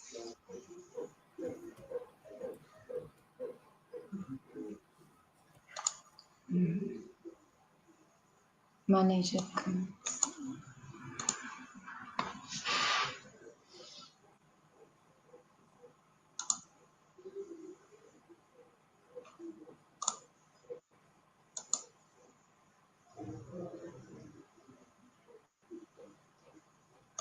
Yes.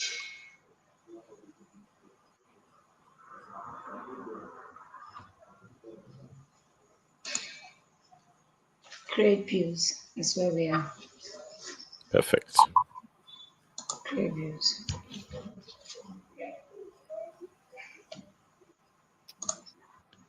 All right. Because we have not saved what we have, we'll have to start from there. So select the junior school, select the JS2, and then proceed to invoice and key in the items and the fees. Yeah, exact numbers. High school.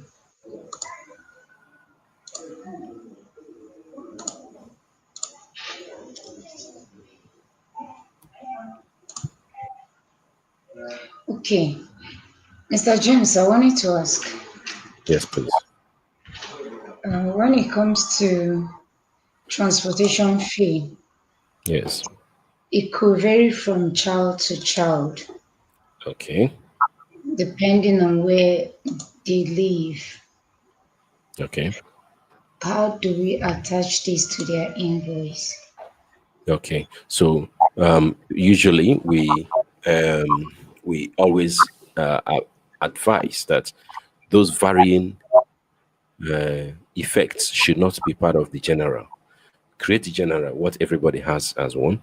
Then for each individual child, you now quietly add the person's own price for transport, for instance, on a DIT.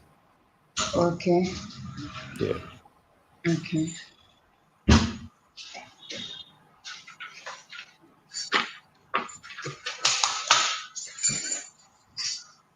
So tell me when you have gotten to where we are. I'm at creating the invoice now. I've just filled in the filter target group I didn't say by tell me hand. where you are. I say tell me when you think you have gotten to where we are. I'm going with the queue. I've gotten to the create invoice now. Okay.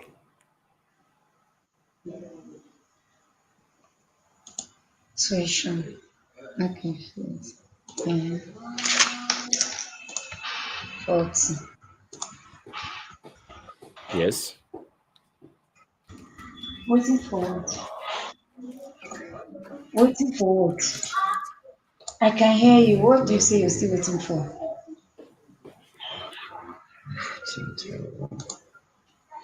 Development level is it 15 or 10,000? 10,000. Also 15. Yeah. Okay, 15 for this too. Just Okay, it's 15. some fees. Exam fee 2,000.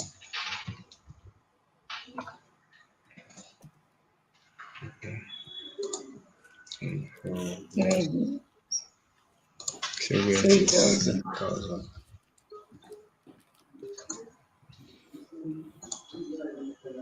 Miscellaneous. 35. 4,000.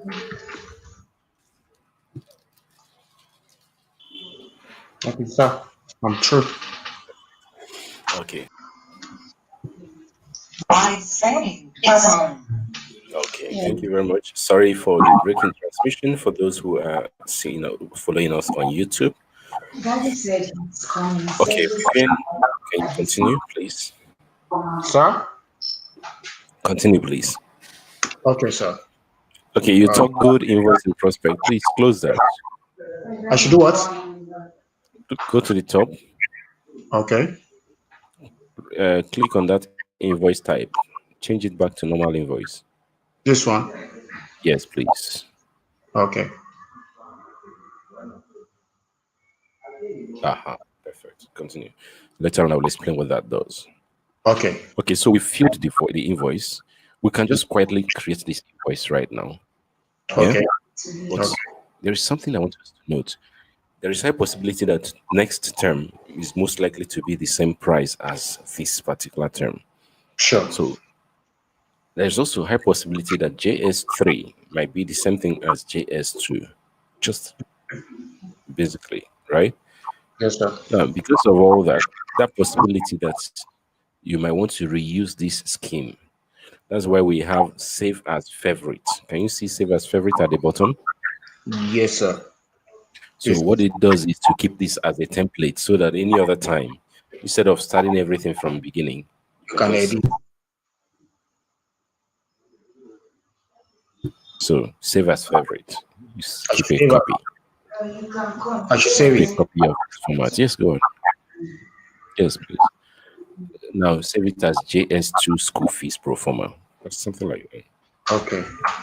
JS1, JS2, yeah. School fees format.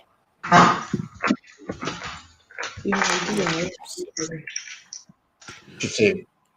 Yeah. So anytime, yes. So anytime else, for instance, if you even if your network goes off now, or you refresh the page, or anything happens, you don't have to start all this afresh. All you need to do is just go to favorites, select that particular one, and it will automatically refill this place. Understood? Yes, sir. I should go to that favorite.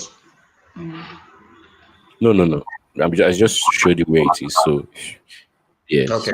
So, but for now, just let's go down to creation of this invoice. We've spent a lot of time on schematics. Creating an invoice is very simple. Select the target group, key in the fee items and their prices, and then click on generate. That's all. Just 3 simple steps. Filter the target group. I should Yes. go back. Okay. No, I'm showing you where you are coming from. Filter the target group, Yes, sir. right?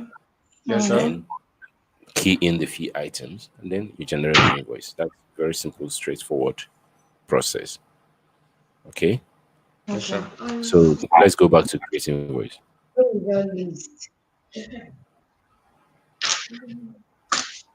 Can we go back to create invoice? Yes. Good. Scroll down to the bottom. We have filled everything that we want to fill. Yes, sir. Now for a very simple invoice, no Yes, sir. complication, no arrears, no part payment, no wallet, nothing, Yes, sir. just straightforward, simple invoice. All that is required at this point now is click on the blue button that says generate invoice. And you are done. Yes, sir. The invoice will be generated. If they are 60, the invoice will be, if they are 100, the invoice will be generated. Now, if you click on the view invoice, the green button, it will show you the list of the invoices that were generated. Can you see them? Voila. Very neat. Invoice numbers, everything, just no matter how many they are, everything is properly arranged. And every student has his own invoice, which will reflect on the parent's dashboard the moment you publish the invoice. Okay. So right now, this invoice is open, but not published to the parents. So they won't see it on their view yet. Okay, sir. Don't publish. Why not? Don't publish people. Okay, so if you want to publish it, you already saw the button to publish. I saw you go in there. Then if you want to retrieve it, like let's say you checked it immediately and you notice that, oh, this one is 99,000, there was a mistake somewhere. You click over retrieve. Just click on retrieve and the invoice will be retrieved, all of them, starting with the batch. Okay, But sir. for now, just displace this Okay. and go back to analysis dashboard. Okay, I still want to ask Yes, for please. some persons that have arrears, You say?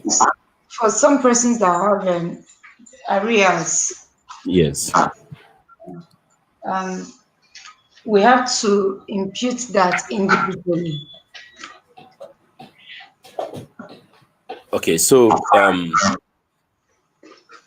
I didn't want to get complicated too quickly. So this is assuming that there is no arrears.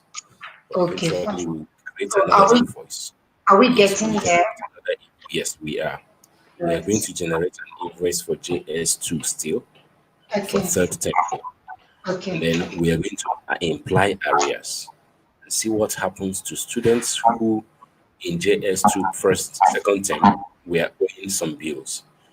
And now a third term bill has been generated. What happens to the student's invoice? We're going to see all that in the next few minutes. Okay. All right. So right now, let's go to the analysis dashboard to see what we have so far, what we have done. I already did. I said you should hold on. I will rush. I'm there, sir. Okay, good. Now, remember what I told you a moment ago, that if you are generating a second term bill, when your active term is first term, this place will default to 0 Yes, because sir. you get it. You remember that. So Yes, sir. go to that account period setting, activate second term as the term. Yes.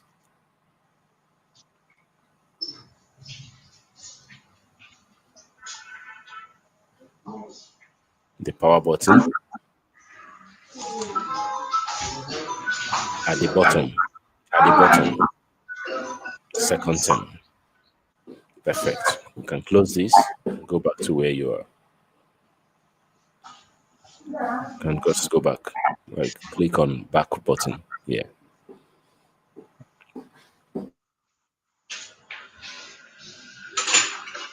Perfect. So you can see here, if you refresh this page, to come with the second term as the default.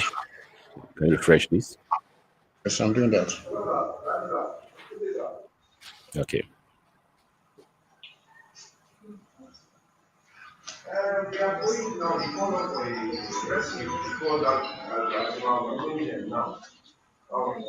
Hmm. Okay. Are you sure it was first term that you created? Second term that you created? The Open all of second, them. Let's be sure. Open all of sir? them. Let's see. Open all of them. No, no. Yeah, it's second term view. Open all of them right there. No, no, no. Right at the top. At the top of, Yes, at the top of the analysis. Click on the reloader button. No. Just as the this, instructions said. Yes, somewhere at the top. That's where you click on it. No, not there. At the top. Yes. Scroll down. okay. Okay. Let's see the term that was created. Yeah, it's second term. It was supposed to reflect when you selected second term. Okay, but fine. That's all right. So here we are seeing every invoice, whether it's in second term or in first term, right? So, Okay. Is Vivian still with us? yes, sir. But she's on 4. We should wait for her.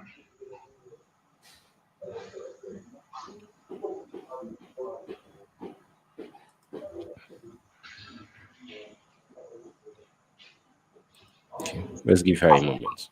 Okay, sir. Let me get her. All right.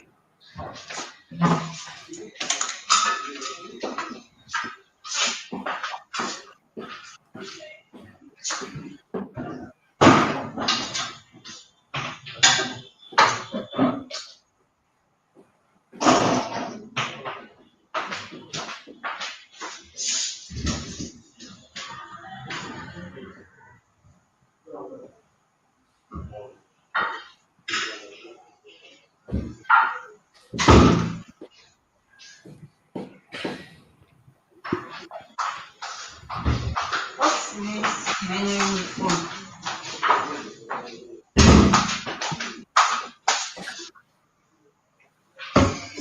Okay, me a number.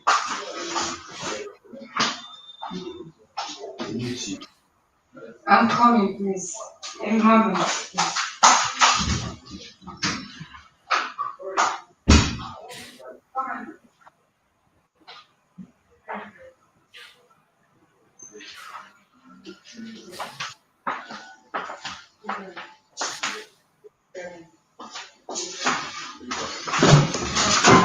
She's coming, sir. Okay. Hi, Mr. James, I'm here. All right. Yeah.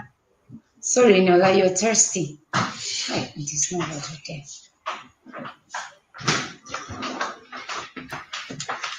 We're back, sir. Let me go get water. Okay.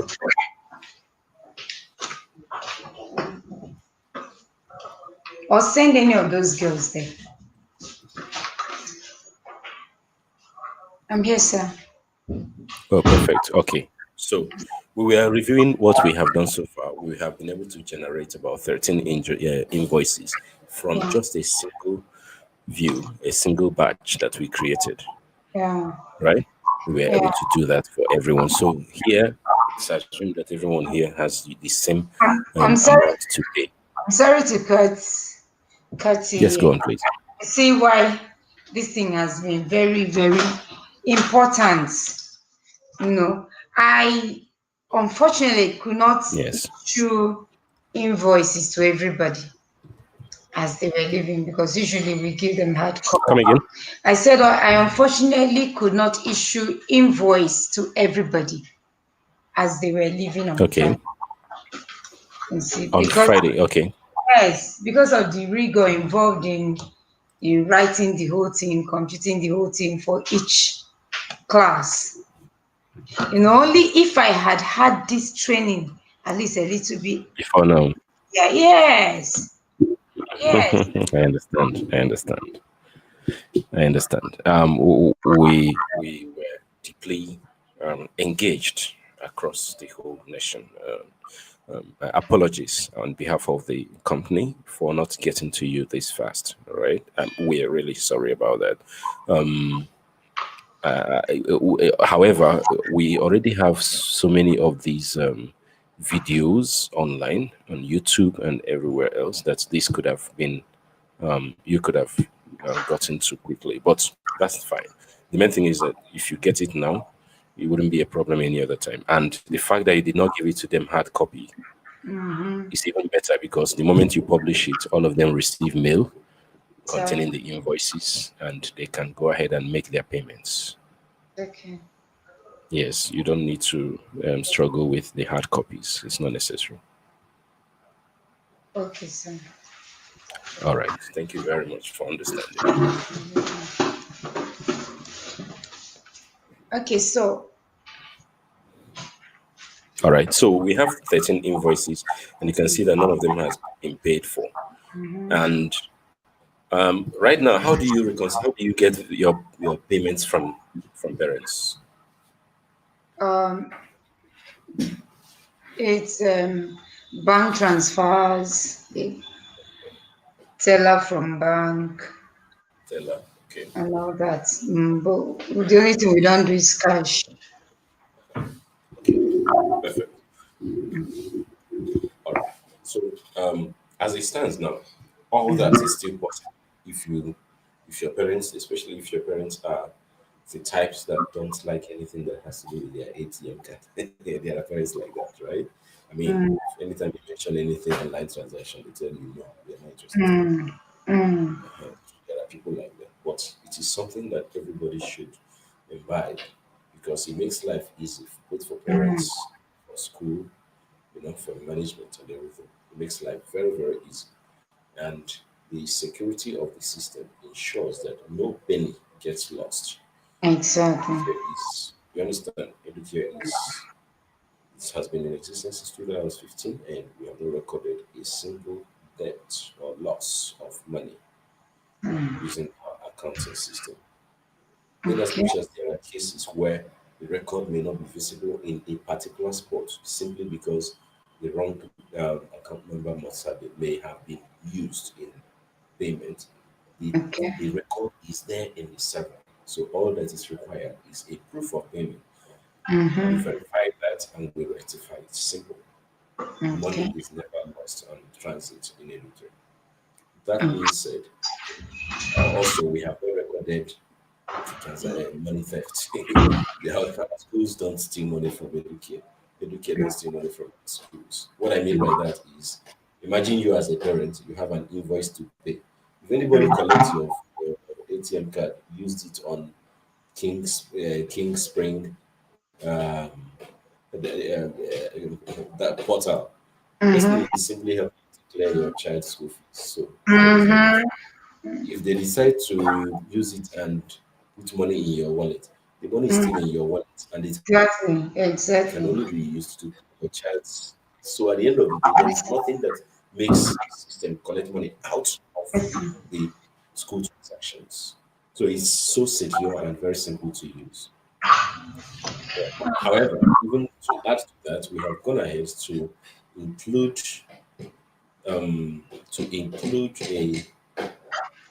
include an account number system, a virtual account number that is unique to parents, such that if they have these unique account numbers and they have a copy of it like saved in their phones, right? They can easily open it, make a transfer of 50,000, 1 million. You understand? Once such payment is received, automatically the system notifies the parent, notifies the school. If the parent already has an invoice outstanding, the system automatically clears the invoice using the wallet balance and also notifies the parent immediately of the wallet debit, notifies the school of the wallet debit. So everything is automated. Okay. You understand? So Yes. in a nutshell, we have provided alternative means of streamlining and bringing down the manual reconciliation process in accounting, Okay. in as much as we still have it open for you to use. For instance, if you click on any of the red buttons that says not paid, you see a manual Yes. reconciliation dialog box. From there, if you have already received a teller for this payment, all you need to do is click on that, scroll up, and fill in the confirmation payment receipts options. No, down. Yes, scroll down. Down. The second one, the second button. Second button.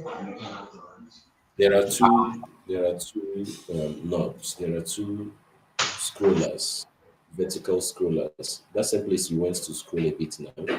Yes, I'm not seeing the one here. Yes, that's what I'm saying. Go back to where the one you scrolled before. Can you go to it again? Yeah. Yes. So right beside it.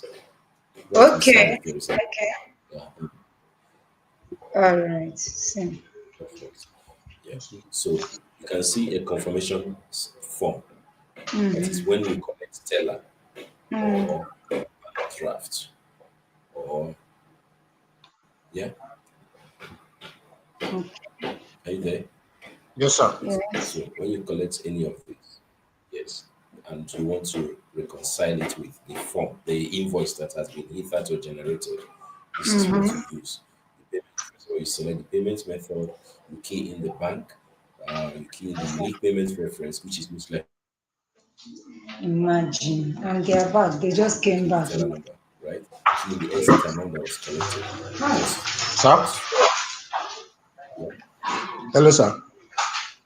Are you with us? Mr. Mike. Yes, I'm with you. You said Are you what, with sir? me? Yes, sir. Are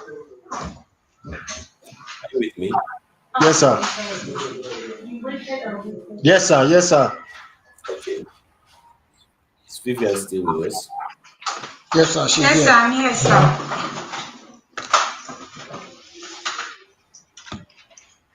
I'm here.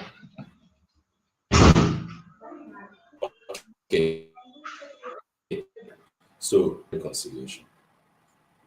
Okay. So from here now, you can see that if you want to confirm payment receipt for this invoice, all you need to do is fill that tiny form and send This it. information here.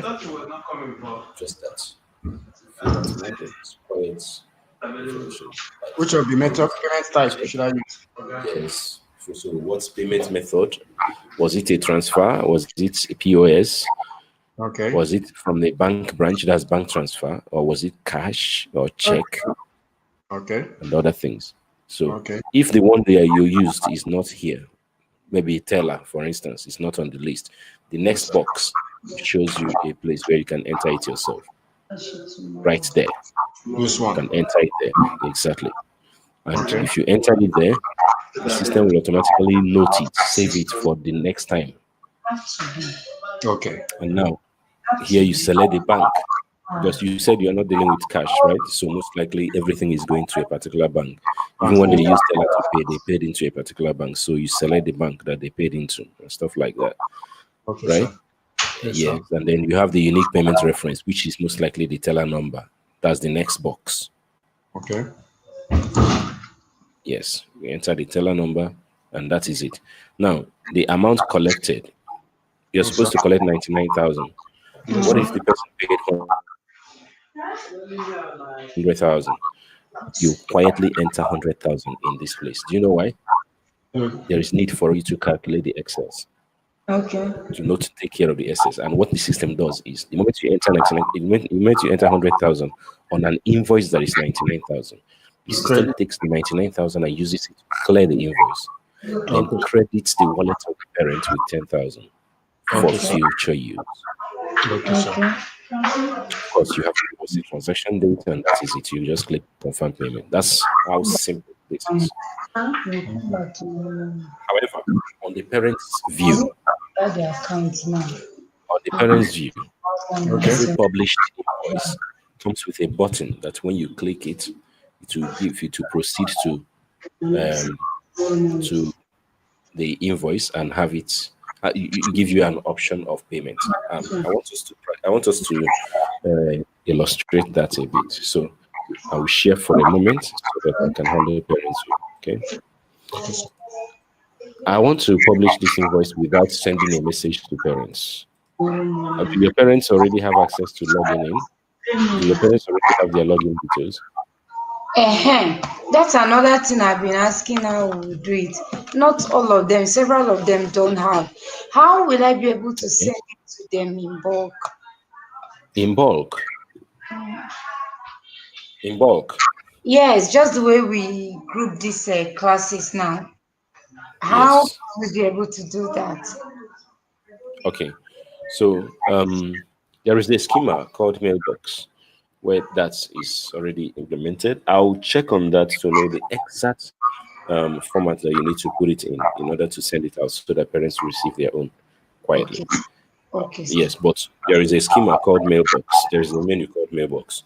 Once you go there, all you need to say, yeah, so, yeah, parent's name. Please kindly be informed that you can log in so place using this so URL. Your login detail is this email address. The default password is password. For any inquiry, calls so, and you send it. Everybody will log in. All right. Yes, something like that.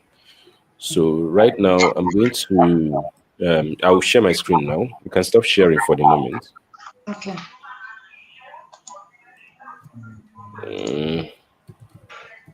Leave this one. Cancel. What I see.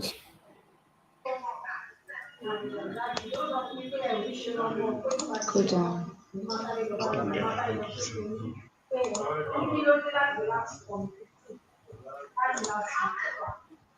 Come down. Okay, no. Go back. Check dashboard. You want to stop publishing? No, he said I You should want to stop. He said I should stop stop sharing. sharing? Yes. Now just go to. I can see your screen. Yes. Please see stop sharing there now. Go back here. Do what you just did now. Yes. Can you see? Yes, that one. See it there. Stop sharing. The blue button down there. It's here.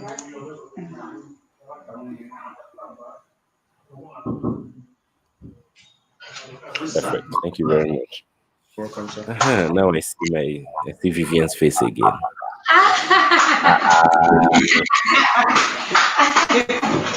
All my God, I'm coming. All right. So if you are joining us from on YouTube, kindly remember that you can leave your comments on the chat box, and we'll definitely revert to you almost immediately, as long as we are still on this chat schematics. All right. But if it's beyond this moment, then it will have to go to the comment box and expect that somebody will respond to the comments. Thank you very much. Thank you very much. So here we have been able to generate bills. Thank you very much for being part of it, like being actively involved. It's been an interactive session so far. You have been able to generate your own bill yourself, and that is quite commendable. Okay, very, very commendable. Now, what we are about to look at is these invoices. If I were to be a parent, how will I see this invoice and how can I pay? 4,000. That's what we want to look at. So I'm going to log in now as an Ekwe's parents, Ebuka Victor. Okay. And this is the parents module. This is Are where you you have sharing this your word screen? reports. Yes, I am. Can you see it?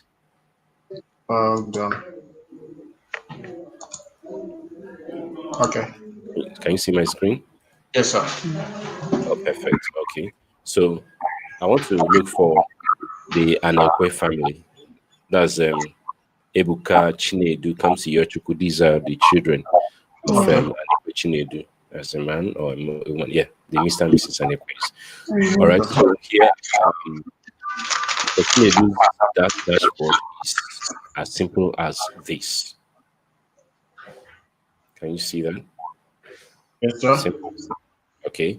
Now the invoices that Mr. Chinedu can receive and act upon are invoices that are published. Okay. Yeah. So once an invoice is published, then they can receive it and they can act on it. So, like I said, I'm going to publish the invoice without sending them email. Okay. So I've published it, and you can see 99,000 right there. Outstanding debt. Comes to Yochuku, Chinedu, and Ebuka are their children. The person who generated invoice for is Ebuka. Yes, sir. Good.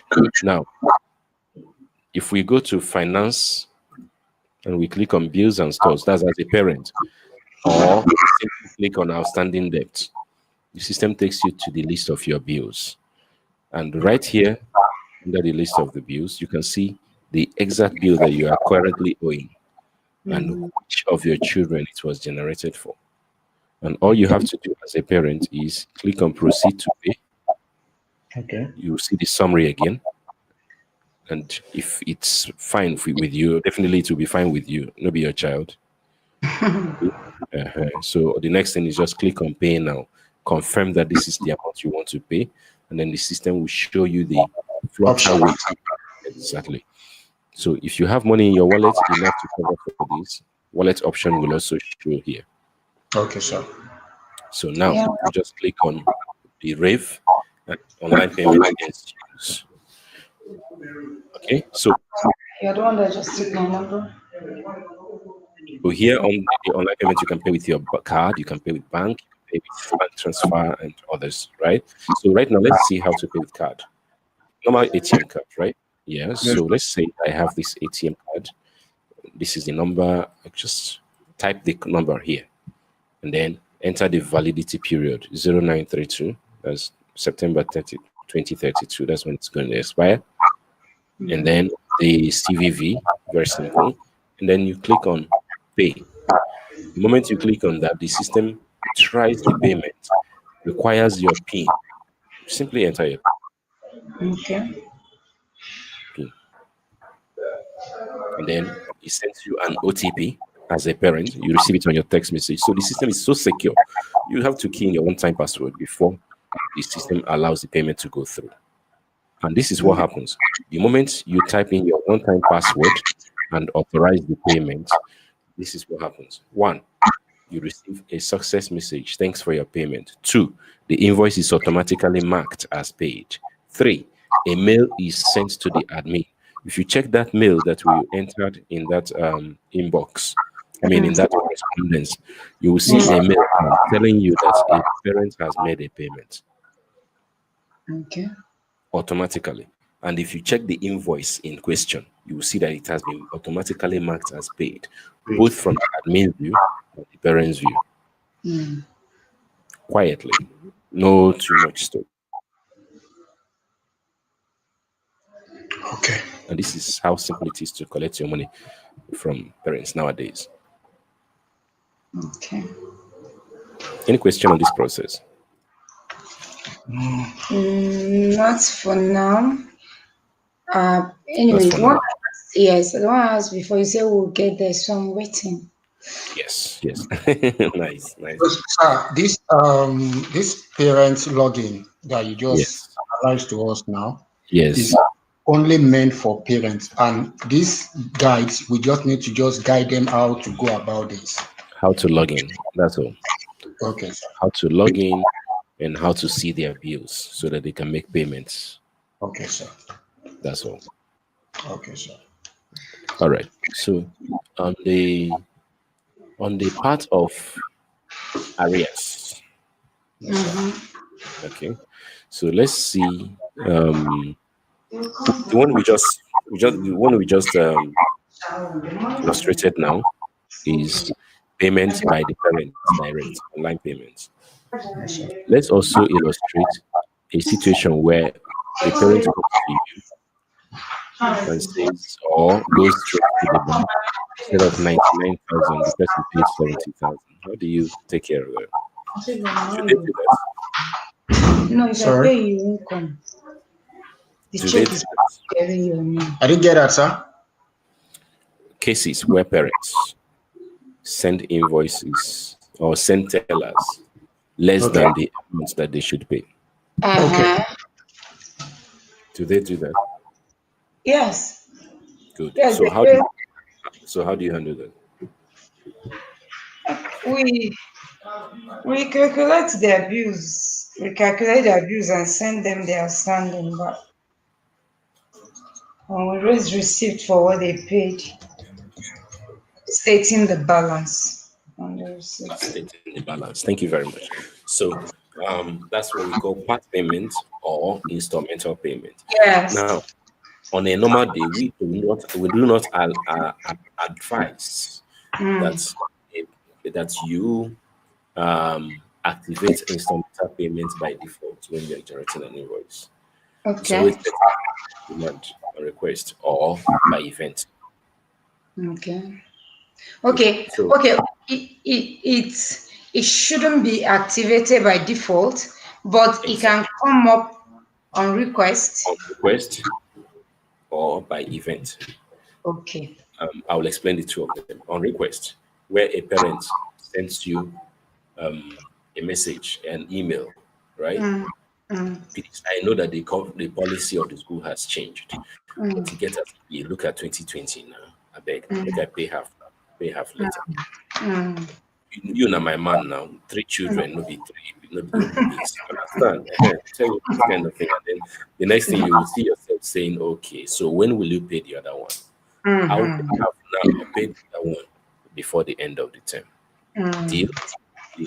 Okay. So now on your own part, you just activate installmental payments so as to collect part now and collect part later. I'll show us how to do that in a moment. Another way is some parents are very, very stubborn. Yeah. We've seen lots of them where they don't even talk to you, they just go straight to the cashier counter, pick a teller. 150,000 out of 500,000. They bring the teller to you. You can't tell any story. The money is already with you. So what are you going to do? You can only shout, threaten, but the money is already with you. Exactly. So what do you do? So and now we are giving them even further options of use a specific account number that is meant for you, make a payment.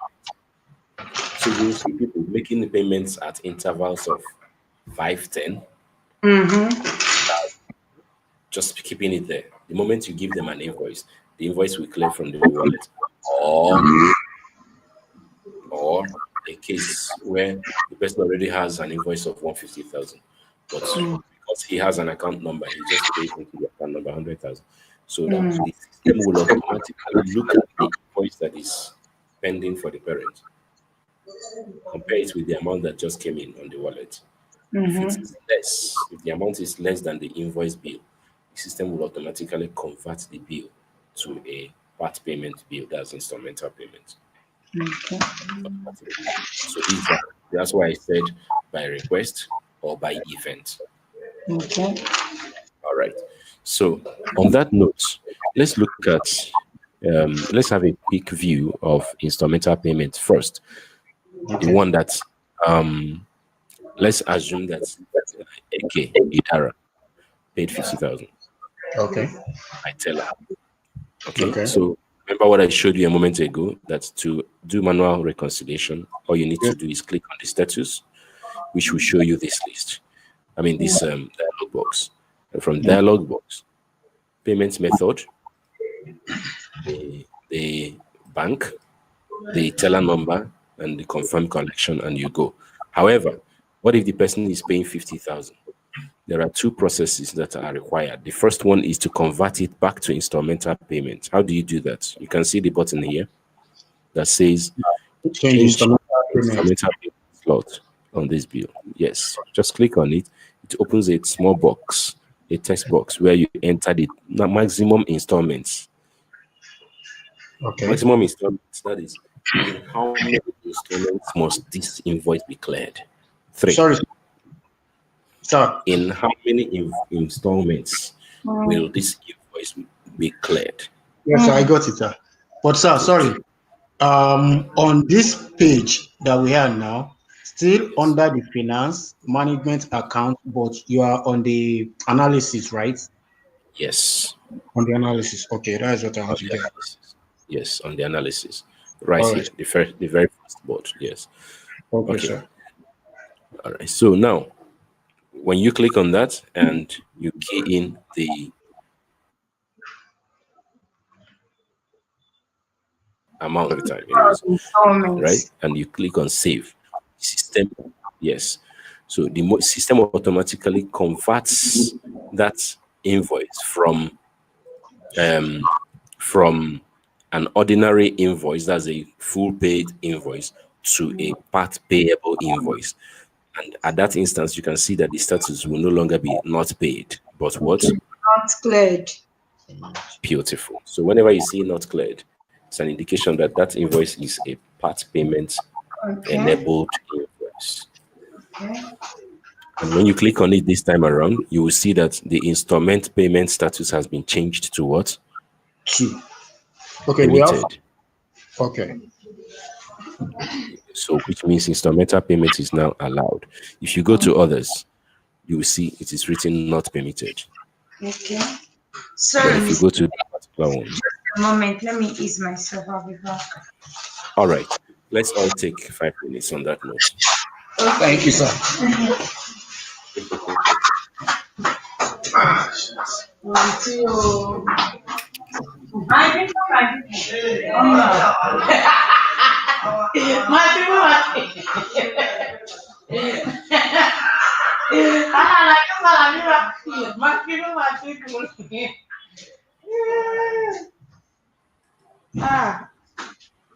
Okay, she wanted to do something for us tomorrow.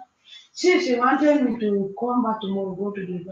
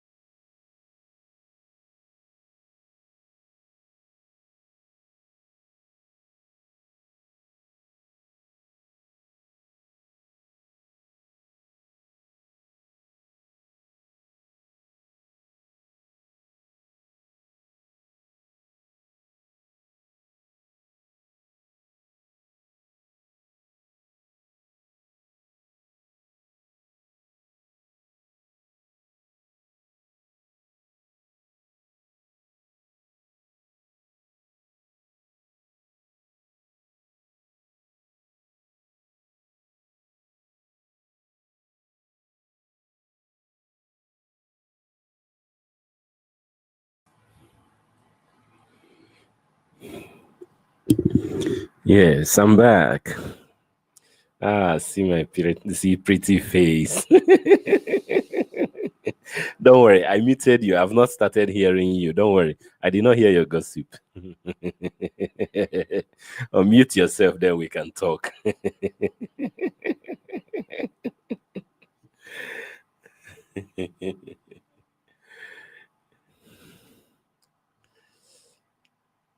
Can you see unmute? I can't hear you guys yet.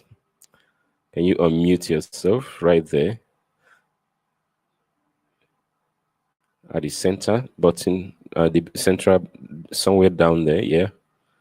Click on the mic. Perfect. Now I can hear your gossip, Vivian. All right. Welcome back. Welcome back. Will be good. All right. So Chatting among really counts.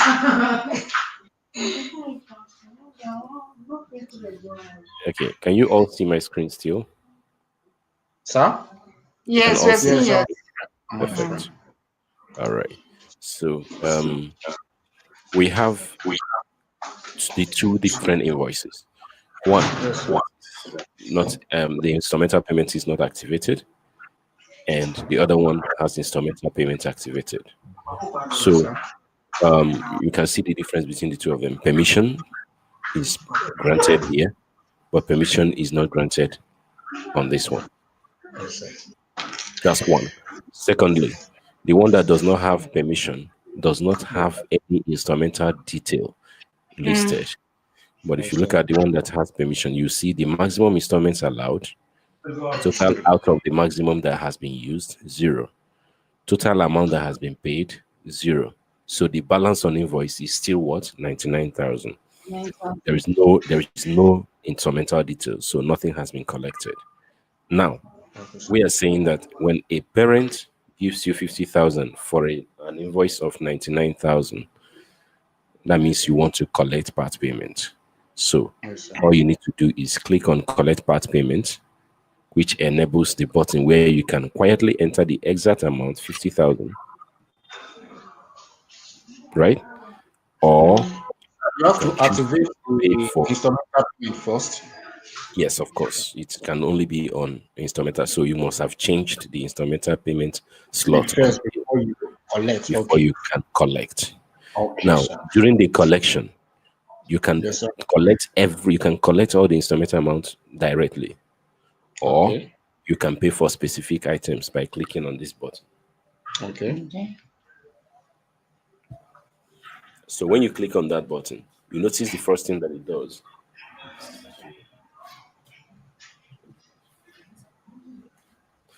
The first thing that it does for you is to give you the list of all the items in the invoice. Can you see that? Yes, sir. We have the tuition fees, we have the development Perfect. fee, exam, book Good. and stationery, and so on. Thank you. So let's say I want to collect the tuition. I just click on Okay. it. So automatically, that means I'll pay for tuition. You can see the tuition added. Now, because I want to see the much that I can cover with the 50,000. 50,000, right?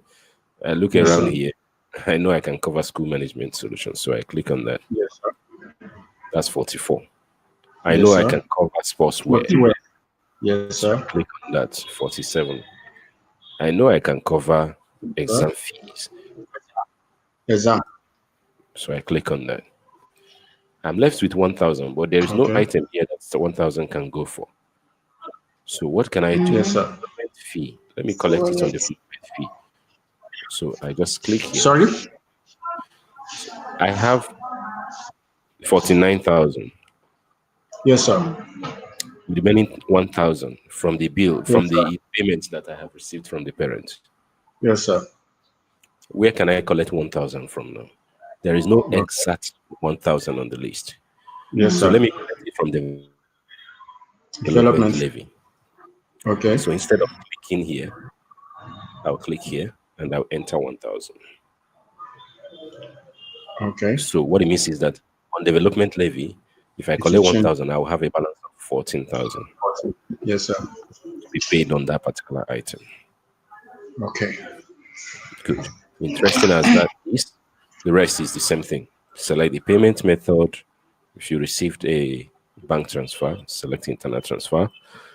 Okay. Select the bank it's supposed to go to. If it was a teller, then just enter teller. Okay. Okay. And then select the transaction date. Of course, it has to be today, right? And Yes. maybe somewhere around just 5 minutes ago. You just key that in and then confirm instrumental payment. The moment you click on this, what the system does is take away 50,000 from the 99,000 and still leave you with the unpaid invoice, the complete invoices. So here we are supposed to have 99 cleared. We can see that what we have left is 49, which means 50 has been removed. And if you want to see the receipt of just the 50 that was paid, open this invoice and you will see it right here. Just a small receipt for the one that has been paid with a breakdown of where the money has been keyed in. You understand? So you can also print a copy for the parent and give them.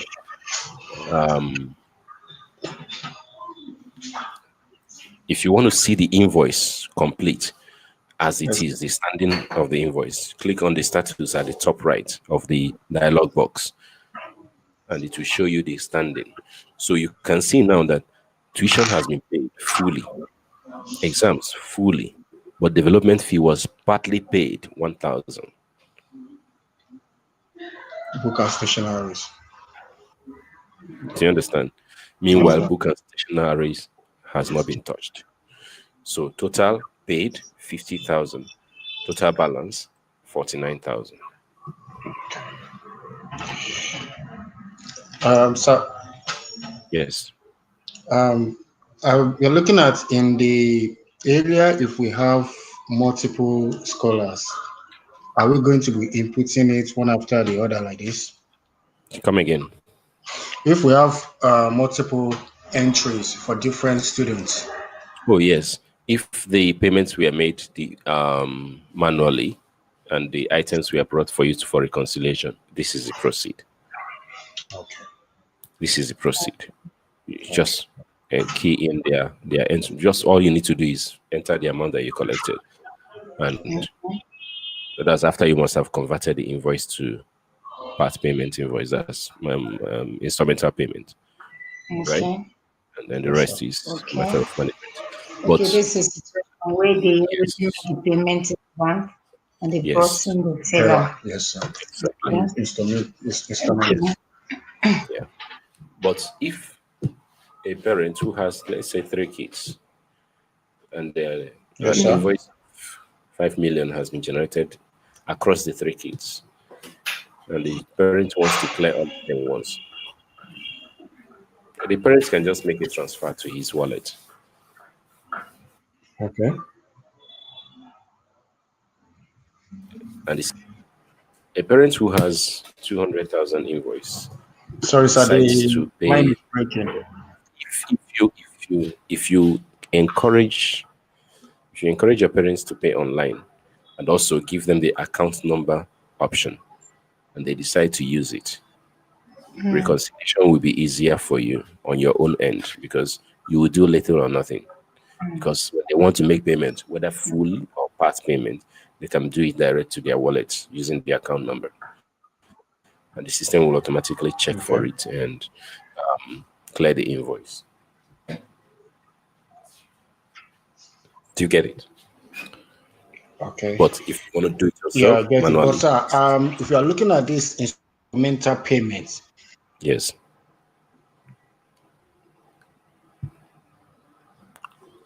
Please, can you repeat? I didn't get it. It's breaking. so that can we do what? Yeah, come again. Come again. Yeah, you're saying something. The line was breaking. No, you were saying if we are looking at the instrumental payment, then you stopped. Yes, that's okay. If the parent credits his or her wallet and the amount that is having there, maybe let's say for the 3 kids, it's like 200,000. you only credit 150,000. Exactly. So automatically the accounting is going to generate it by himself. We don't need to do it manually. No, you don't need to do it manually. So what the system does at that point is from it, let's say 3 children, total of 200,000, and you pay in Yes, sir. 150. The system Yes, starts sir. knocking out the 150 from the top, the Okay. oldest invoice. So it knocks Okay. out 70,000 from the oldest invoice, leaving you with 80,000. Knocks Okay. out 70,000 from the second invoice, leaving you Okay. with 10,000. Okay. Meanwhile, you have cleared 140, remaining 60. To knock Yes, out sir. 10,000 from the remaining invoice, leaving you with Okay. a debt of 50,000 as a parent Okay, sir. automatically. Okay, Especially sir. if you have activated account number, virtual account number for the parents. We'll get Okay, to sir. that. It's under wallet management. We'll get to that. Let's hope we get to that. We are meant to stop at 6. What's your schedule for tomorrow? Okay. For me, for me, I'm available, but Eniola wants to run away. Okay, so this is what I Eniola want to wants do. to come and Tomorrow meet you. I still have a very lengthy meeting at 10. So I Okay. wanted to see if by 12 o'clock tomorrow still whether we can complete this together. In fact, tomorrow I have another school, and it's going to be still on finance module. So I'm thinking of merging your school to their school and having a full blown workshop. Some of these things will be repeated, of course, because of Okay. their own position, but more importantly, it will give us enough time to cover more. Okay. So, what do you say? It's to your advantage, of course. It's fine. It's fine, right? 12, right? So I will start off with them by 10, and then you'll join up at 12. Okay. You're starting with them by 10. Yes, Okay. then you join up at 12. Okay. Is it not the same finance you're starting Yeah, it with? is. Unless you want to start from the beginning yourself, then fine. 10. My schedule with them is 10. So if you're joining up at 10, that's fine. Just fire down together. No problem. Perfect. Okay, so we have that in mind because once it's 6 p.m., we're drawing the curtain on today's workshop. All right. It's okay. Once again, for those who are on YouTube, please kindly leave your comments on the chat box if you have any question. And thanks for joining us once again. So far, so good. We've been able to pay partly for an invoice and also pay fully for another invoice. Now, let's generate an invoice for Eke Idara. Idara, I don't know how to pronounce this. Let's create just a single invoice for Eke Idara that will encompass these areas. Let's assume that this is where they stopped for second term. They were not able to pay again. And then the second term was over and it was time for third term. So if you're generating another invoice for them on third term, how do you Whoever can wait. account for these areas? Right? Wait. I didn't So get to that, do sir. that, Sorry. okay, I said Vivian asked a question previously, Okay, Ma, right? Saying yes. she's coming. Okay, Yes, I'm here. Okay, she's here. perfect. Okay, perfect. You asked the question, how do you take care of arrears? All right. Yeah. Yes, I want us to do that with this single invoice that we have paid partly for. Okay. So we have made part payment of 50,000 on this invoice, left with balance of what 9,000. Now we want to create an invoice for AK Idara in the same JS2 for third term. And then Okay. we want to attach these areas to it and see how it reflects on the invoices. Okay. Okay. All right. So on that note, I simply proceed to where? Guide me. Where Where to do go I to? create bill? Um, you go to from finance, from the dashboard. Okay, let's go to the dashboard. From the dashboard right here, Yes, sir. I go You where? go to finance. This is finance. Okay. Manage accounts. Manage accounts. Um, School fees. Okay. Next. Okay. Analysis. Analysis. This is where we are on analysis. Analysis. Go down. Yes. Now we now go to the students. We go to the students. Yes, sir. To generate a new bill, we go to the students. Okay, to generate a new bill. No. You go to Okay. bills. Okay. Bills.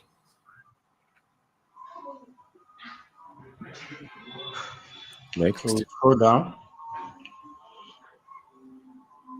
Go down to where? Sorry?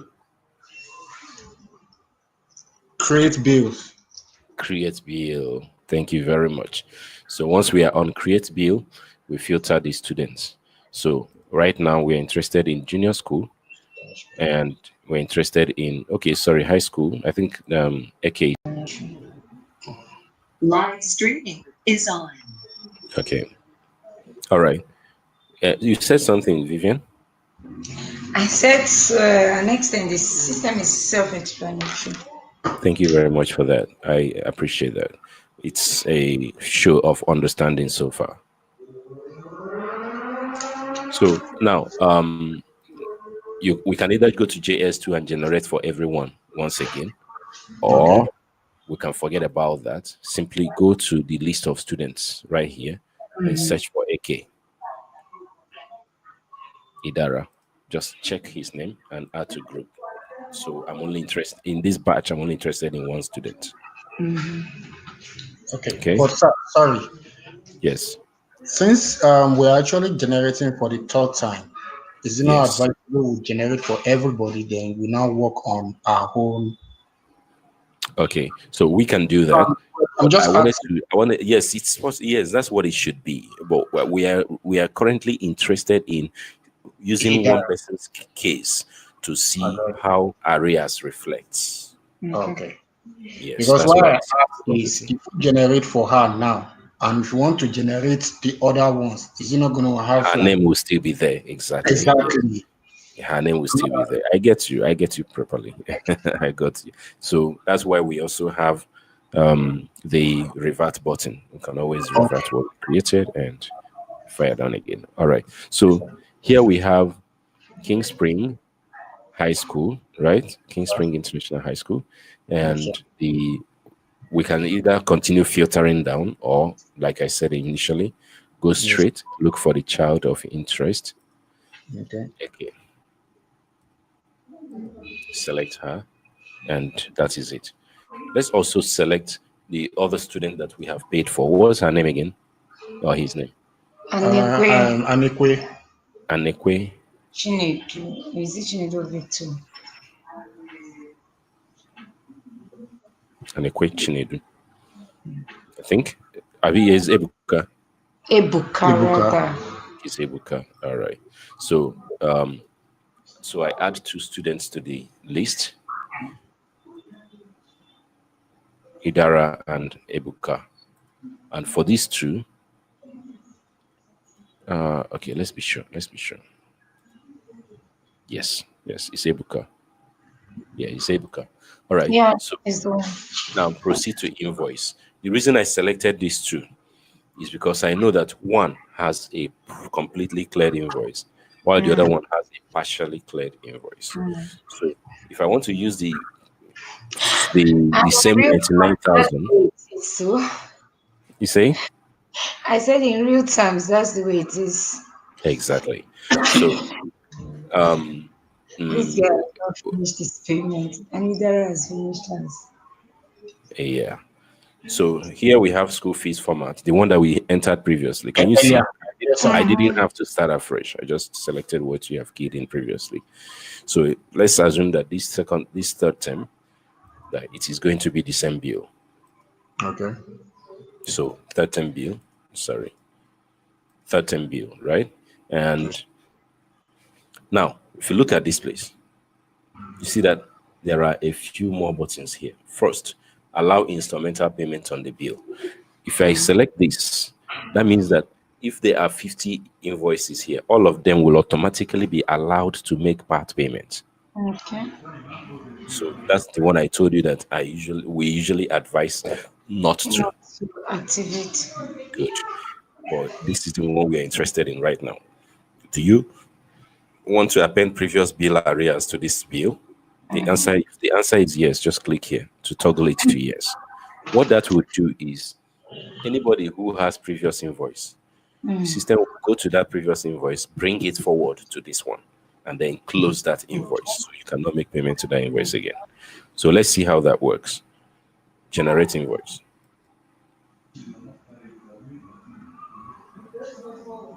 Okay. So when the invoice is generated and we check this out, this is Eke Idara.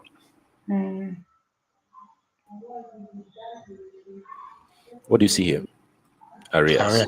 The Second time. subtotal is 99,000. That's for the third term. But here Yes, we sir. have a second term bill, arrears of With the reference 49,000. number. If there are other arrears, you add them with the reference number. Thank you. And if you come to this place, you see total. So at the Yes, end sir. of the day, 99 plus 149 is 148. So this is 148. your new bill. Meanwhile, for the other child, there is no arrears. It's just 99,000 Okay. on the same single bill batch. So this is usually the situation, right? Okay. Olivia, Yeah. this is usually what it looks like, right? Okay. So now the invoice that was generated for Eke as we speak, which is this invoice now. When we go back to analysis and we view all the invoices, you will see, I think it should be one of the last. Yeah. You will see that while others are 99, Eke will be 148. It doesn't delete the previous invoice. Okay. The previous invoice remains there. But what do you see? There's an asterisk. There's Not asterisk that is attached to it. It's not cleared, but the color is no longer red. It is red. Right. orange. Yellow. And the reason is because, as you can see from the hover, the account has been closed and appended to another invoice. Okay. So when you click on it, you will still be able to see these values, but you will not be able to collect any invoice, any payment on it. And there is a note down there that says this invoice has been deactivated and thus can no longer receive payments. Click here to see the bearer invoice. That is the invoice that it is currently attached to. And if you click here, it will refresh the page and bring the new invoice forward, where you can now see where the arrears is reflecting. Do you understand that? So if I want to clear the bill now, I clear it here. Exactly. That's it. So it keeps carrying it over. The idea is this. Usually you close account every term or every session, Yeah. once a year. If you have closed an account and you are still permitting people to go back to 2019 to go and mark an invoice as paid, you flout the accounting rule. Exactly. Yeah. So you close it down there and bring it forward. Because whenever the person pays it, that's the period that the payment will reflect in as credit. All right. So that's basic. That's how these things are calculated. I want to use. Okay, it's almost 6 o'clock, but it's fine. Let me just quickly introduce one more niche before we call it a wrap. Okay. You mentioned something about transportation. Yeah. Great. So let's assume that there is a transport. Quickly, let me add that in the bill setup. Bill setup. Let's say transport. Let's say it's part of miscellaneous. So I'll just add it as transport right there. Okay. Category miscellaneous and account ID is 1001007. Okay. So transport. You can see that all the invoices that we created now, none of them has transport. Probably because everybody does not use transport, right? But all of a sudden, Abdullah, the father says, I want him to use bus, the school bus. What do you do? Just open the invoice, click on edit. Can you see edit invoice right here? Can you see that? Yes, sir. Just click on it, and it will bring the list of all the invoice items and their current standing. So this is the listed fees, the ones that are already in the invoice. You can see their prices and everything. If you want Yes, to sir. add transport, just go to this place, add transport, and click on add. The system automatically records it as part of the invoice item. Then when you save changes, the invoice price changes, the invoice total changes. So this is the new invoice. While others are paying 99, this person will pay 106. Okay. Okay, Very so this comes in if like a new idea or a or means payment in- comes up and a yes, particular parent decide that they want, they want it. but if it They is want going it to to assign for every student, maybe if let's it's assume my all rate. the students in the high school. Yes, you make it part of the invoice. Okay. Yeah, you make it part of the invoice. Now, some other times there are cases where you generate an invoice for 13, 15 students, and then you realize, oh, Johnson, like the one that we were talking about now, the case of Exactly. Eke, Yes. right? Oh, Yes. Eke has been given invoice now. Eke has been given invoice for 13. Why does he have two invoices? You understand? You don't need to panic. It happens sometimes, like especially since you are using batch-wise generation schematics, right? When you see such thing, all you need to do is just open the invoice, see this button, retrieve invoice, That ready button.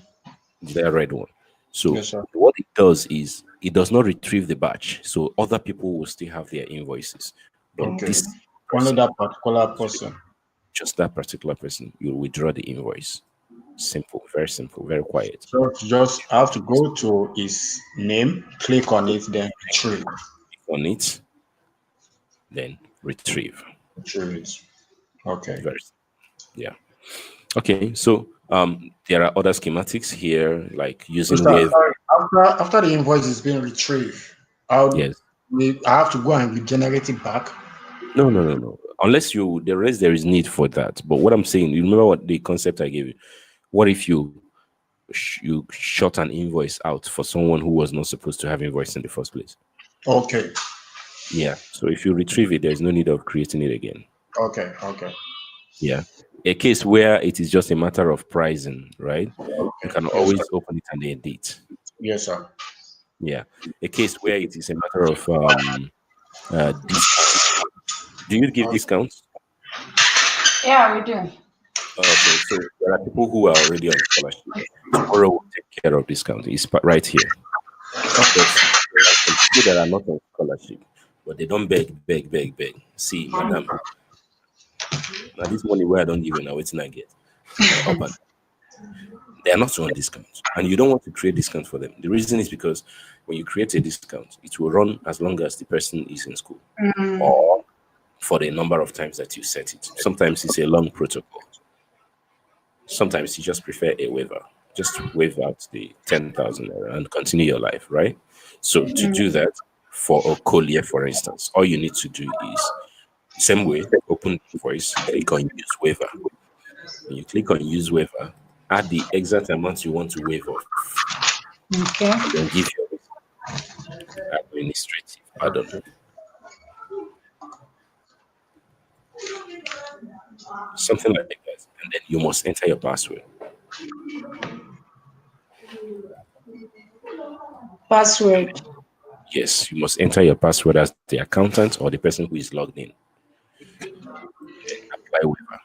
If the password does not match, this thing is not going anywhere. But if it matches, waiver is successfully applied, the Okay. person's data would drop from 99 to 89. And it's not a discount, it's just a waiver. So you can see applied waiver 10,000. Sorry, I don't think that From works. 99 to 10 to 89.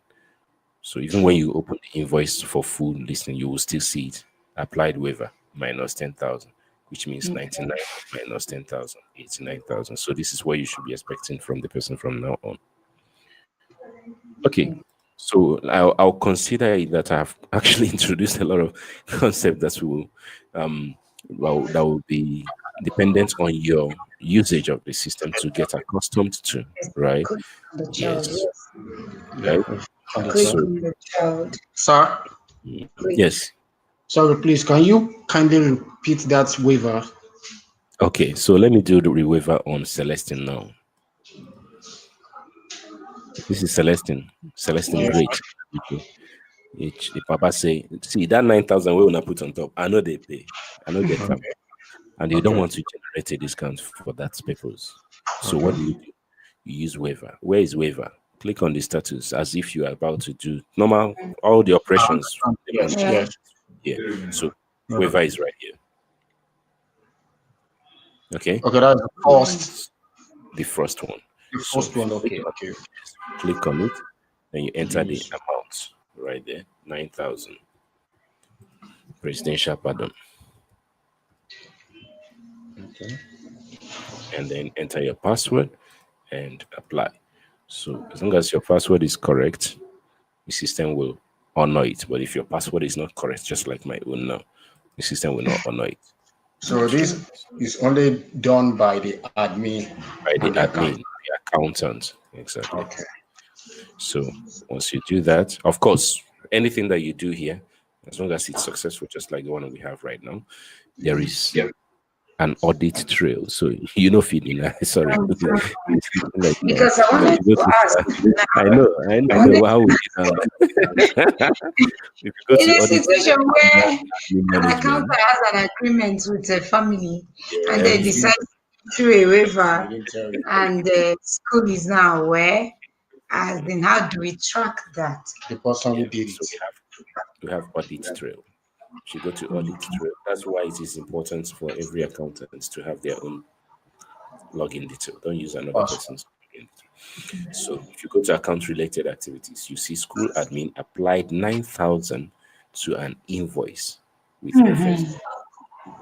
Second time bill. Good. So there's a if you retrieve an invoice, Yeah. there's an audit trail. If you edit an invoice, Okay. there's an audit trail. If you confirm a Okay. payment manually, there is an audit trail. Okay. Yeah. All We right. got that from So admin management. Okay. we got that from staff management. I mean, sorry, yeah, admin management audit trail. Yes. All right, sir. Thank you, sir. Yeah. So there are so many other parts: authentication, role switching, miscellaneous activities, HRM, and everything. Okay. So they're all broken down like that. All right. So we're going to call it a day today at this point with the agreement that tomorrow you will avail yourself the opportunity of joining the tomorrow's session in order to gain more insights into um, finance module usage. We started a little late today. If we had started by 12, I think we should have gone a little further than this. But apart from these possibilities, there are also series of video tutorials on YouTube that you can use to Okay. catch up on these ideologies and usages and All right, sir. concepts, right? All right, sir. And then the simplicity of the finance module makes it practical that you can actually do it yourself without having to, you just play around with some things. And then if anything breaks, we make it. I mean, that's why we're here, right? Yeah, we All right, make sir. an. If anything breaks, just give a call and we find out what it is and we sort it out. I mean, it's Okay, sir. until you have a full grip of this, then we give it a shot on authenticity. So right now, everything that is on your system are demo, Okay. down to your chart of account and the account setup. The API is demo, so play around with things, right? Okay, sir. Manage discounts, store inventories, just play around with things, and then give us a call on where you are having any issues. All right, Okay. any challenge whatsoever, whatever challenge it is. All right. Okay, sir. Okay. Okay, Mr. James. So What are yes, yes, come again. Let me see your face. this yes is Let me The see your CAC face. certificates. Let me see your My face. face, oh my God, you want to get it back.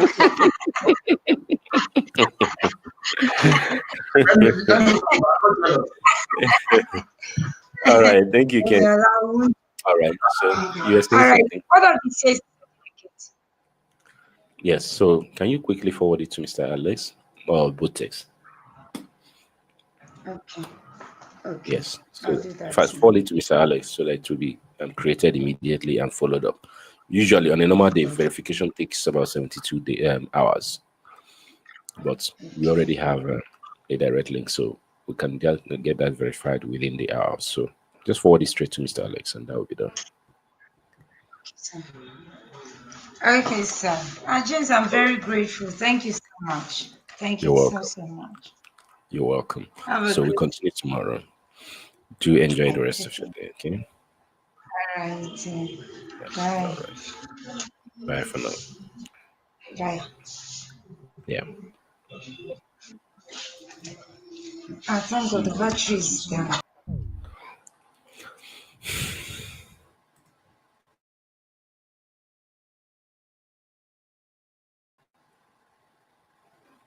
Okay. So, gentlemen, this is where we draw the curtain for the evening. I thank you all for joining us today, and tomorrow we're going to have a roundup session for this moment. If you have been with us on YouTube live, I thank you for joining. And if you have questions up to this moment, you can always send up your question either to support@educare.school or leave your question on the comment box and we'll get right to it. This live stream will stop any moment, but you can always play it back and get to catch up. Thank you very much, Uju, Mr. Alex, Botex, people who made this moment possible. We are grateful for the opportunity to serve. Enjoy the rest of your evening. Bye.